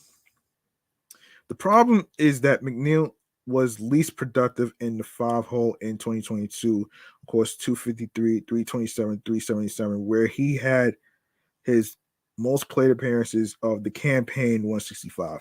It forced Showalter to rely on Daniel Vogelbach, who struggled to rise to the occasion, mostly because he's not the kind of ball player to inhibit that role.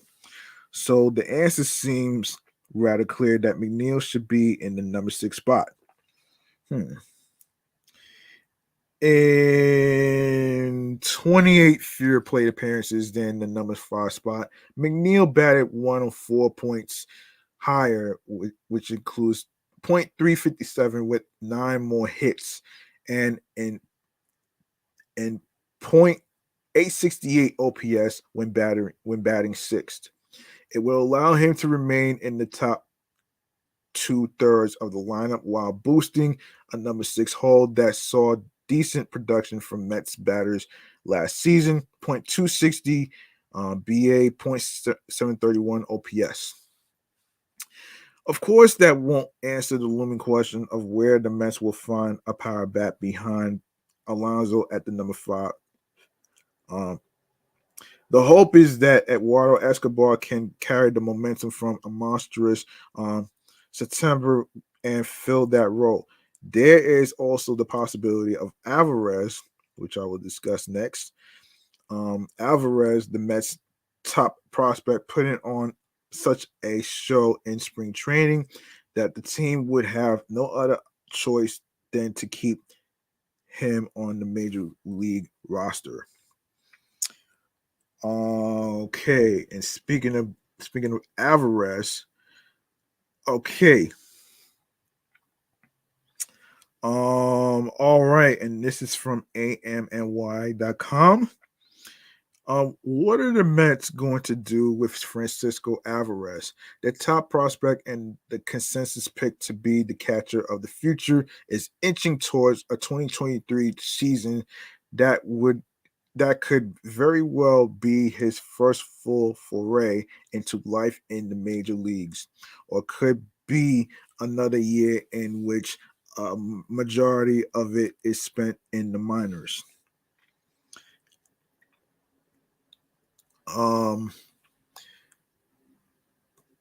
So there is little question that the 21-year-old's bat is ready for the bigs.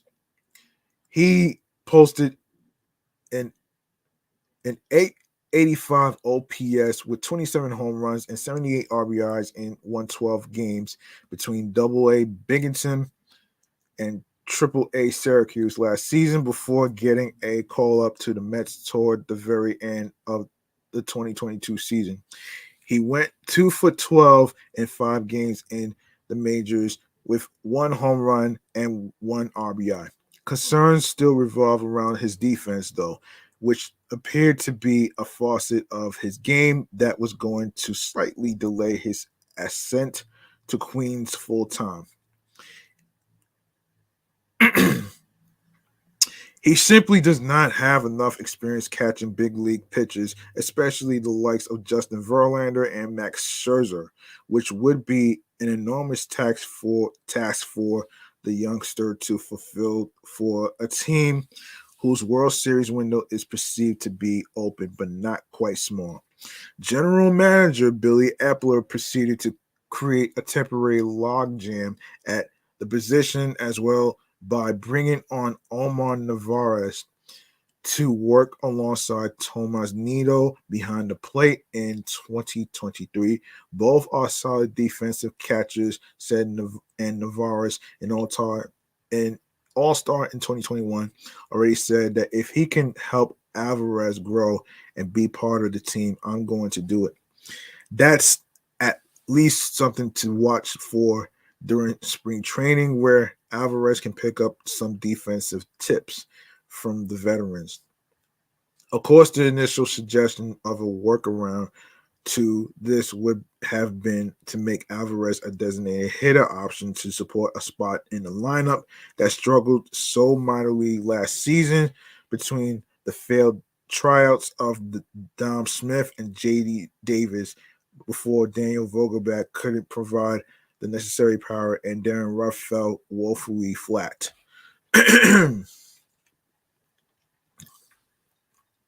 However, the Mets have brought in veteran Tommy Pham as a depth option behind corner outfielders Mark Canha and Starling Marte, but he could also add another dimension to the DH platoon alongside Vogelback, given his career .843 OPS against left-handed pitching.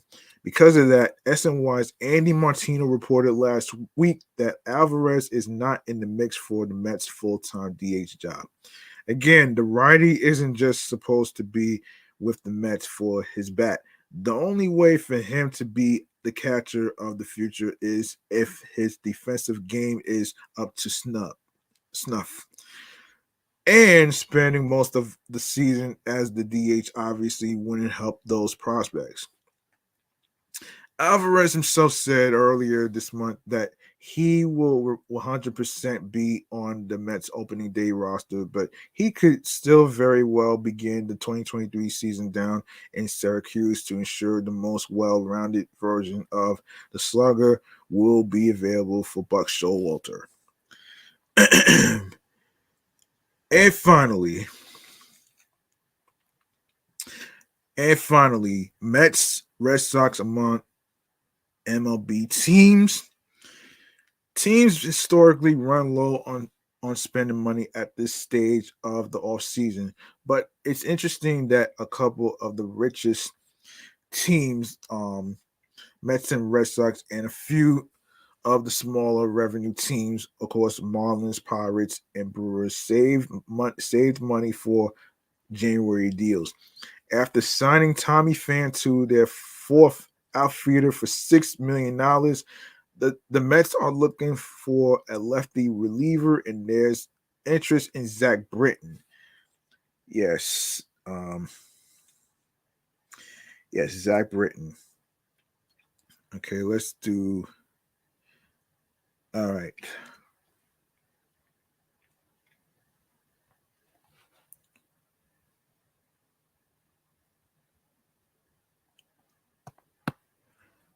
Hold on.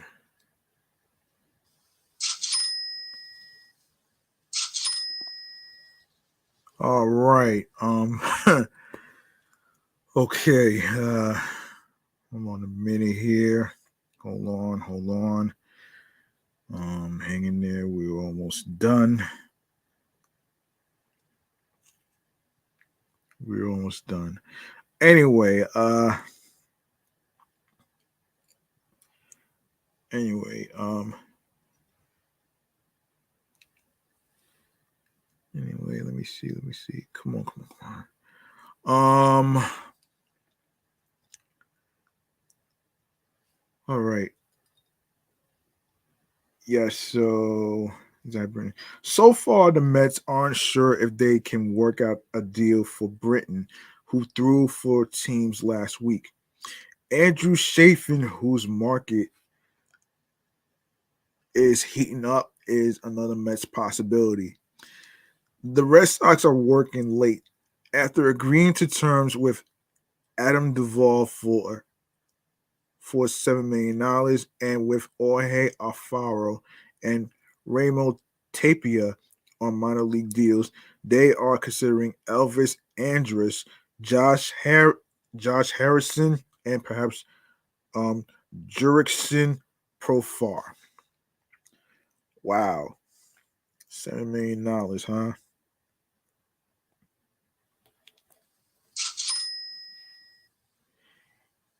Yes. The Red Sox seem to believe um, Kike Hernandez can handle shortstop and like Harrison as someone who can play all over, including occasionally as short. Uh, let's see.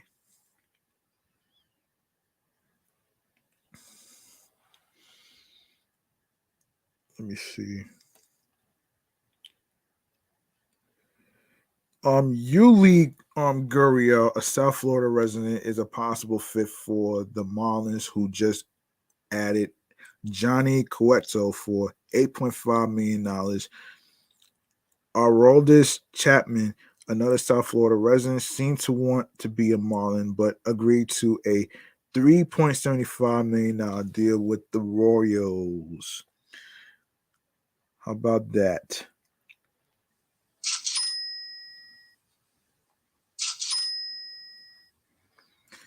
All right. One person said he thought Marlins GM Kim NG would be reluctant to sign a player with a domestic violence ban in his past. Miami surely considered that issue with Chapman, but it isn't known whether that was the deciding factor.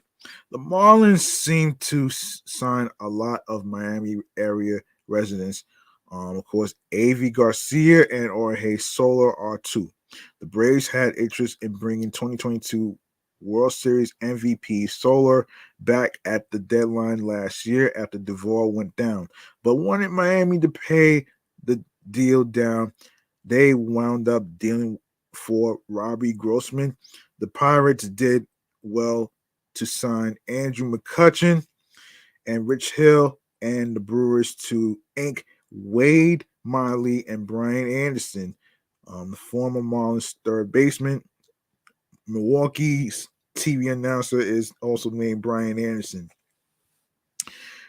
The Cardinals, Twins, and Rockies are among the teams linked to Miami's Pablo Lopez, who seems to be the most likely to go in a trade. The Marlins would like Luis Arias back for Lopez, but the Twins would want two pitchers for the AL batting champ. Okay. Okay.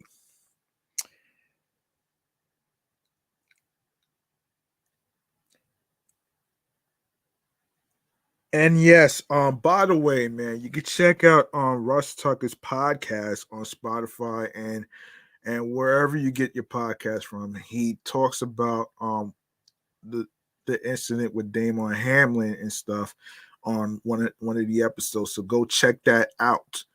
All right. And there you have it right there, man. There you have it right there. Um, there you have it right there. All right. Okay.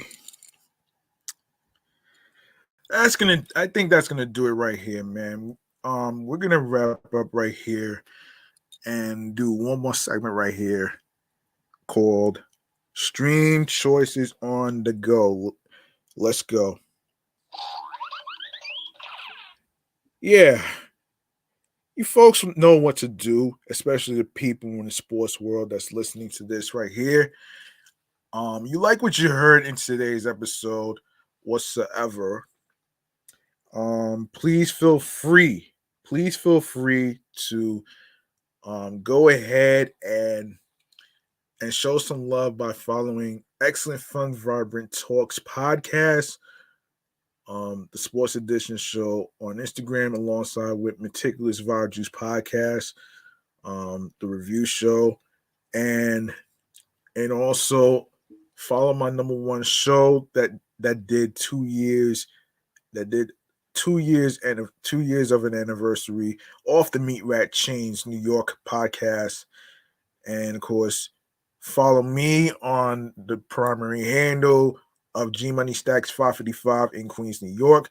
Turn on your notifications for details and more information of when each episode is going to be dropping and when I'm going to be live on Instagram Live, so you can see me in action. And of course, comment on the sports topics. How do you feel about the whole Damar Hamlin situation and what was Skip's tweets that were insensitive and stuff? I know some of the people already talked about this a while back. And also, how do you feel about the the situation with the Mets, as far as like Jeff McNeil and Francisco Alvarez and the other January deals of the Mets and Red Sox? You know what I'm saying? That has to be a real challenge right there. Yeah. So, you can go to the link in bar where it says Linktree / Excellent Fun Vibrant podcast. All right. And you're going to see a whole list of audio streaming platforms included. And you can leave a voice message on your thoughts on the sports topics that you heard, including the whole Damar Hamlin situation, the Mets situation during the off season, and all that great stuff right there. So you can leave a voice. You can leave a voice message on anchor.fm/GMoneyStacks0/message. And speaking of Anchor, that's what we're going to start with right here. So Anchor, Audible, Audacity, Amazon Music, Breaker, Castbox FM, Deezer, Listen Notes, Moon FM Podcast, Player FM, Pocket Cast, Podfriend, Podo Polo, Podorama, Podcast Index, Podcast Addict, Podchaser, Podverse, Reason FM, Spotify, Stitcher, TuneIn Radio, Google Podcast, Radio Public, iHeartRadio, the number one app for music, radio, and podcast. And you don't need a debit card or a credit card to download iHeartRadio or any other apps that I just mentioned right there. And you can download iHeartRadio along with the apps on your iPhones, your Android phones, iPads, Android tablets, laptops, includes Mac and Windows. All right. And of course, last but not least, and finally, make sure you grab that subscribe button on the YouTube Sports Channel page of Excellent Fun Vibrant Talks podcast. Click on the noni bell so you can be reminded when the show goes in the air via live stream. And be sure to stay tuned for more video content, upcoming episodes, previous episodes. In case you miss any of them, don't worry. Everything's going to be uploaded to the YouTube channel page. And this episode is going to be dropped off on Thursday. 52 will be dropped off tomorrow. All right. And of course, be sure to share the episodes, share the videos. Plus, listen, stream, watch the episodes, download the episodes, tell a friend to another friend, spread the word. Word of mouth is important. And for starters, be sure to share the link that says Linktree/Excellent Fun Vibrant Podcast along with the podcast as well with your husbands, your wives, your boyfriends, your girlfriends, your friends, the people you are cool with from work, and the people where you meet at festivals, festivities, parties, gaming centers, wherever it is, whatsoever. And yeah, that's gonna do it, man. That's gonna do it. I'm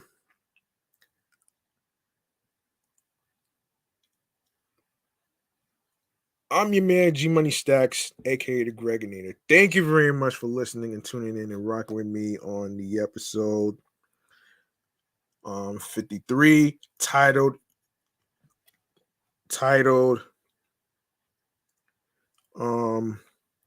You Are Flat Out of Your Mind.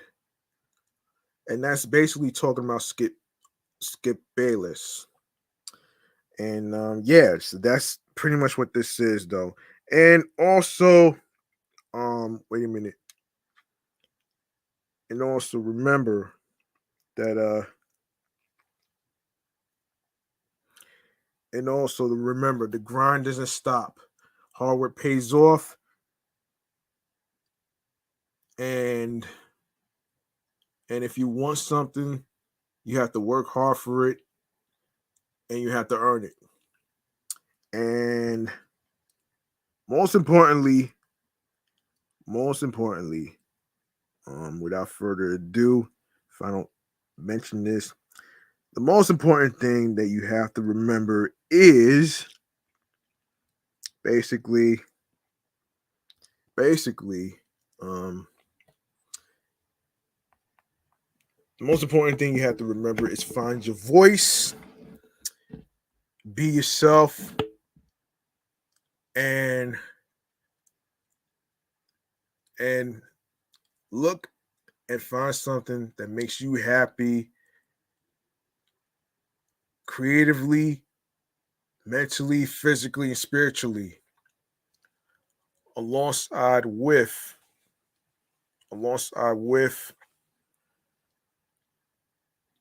what gets you into your zone while you are on your P's and Q's with tunnel vision. Don't let anybody stop you from following your goals and dreams or whatever. And of course, it really, really, really, really, really means to be yourself, especially if you are behind the microphone, right? The important thing is to be yourself. You don't need to pretend to be somebody else, and you don't need to worry about the damn haters because these are just insecure, cyberbullying, Neanderthal leeching moron bastards. Okay, don't worry about these motherfuckers. They're not paying your bills. They're not helping you with your goals and dreams. The only person that has to do that is you. You have to stand out. And by the way, I keep forgetting to mention in the podcast podcast free game mechanism segment is that you don't have to worry about wasting money at a fancy studio to record podcast episodes. For some people, they would record at their own homes, which is what I'm doing because I'm trying to save money for things that I need and want. You know what I'm saying? And that's something you have to think about too. So there you have it right there, man. Thank you very much for listening and tuning in and rocking with me, man. And I'll see y'all next time in the next episode where we talk about the whole crazy shit with Kyrie Irving, the same guy who said that the earth was flat, which is a dumbass move to say. And I say dumbass move to say actually, which requires this.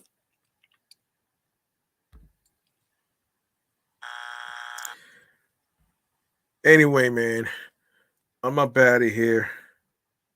Peace and one love.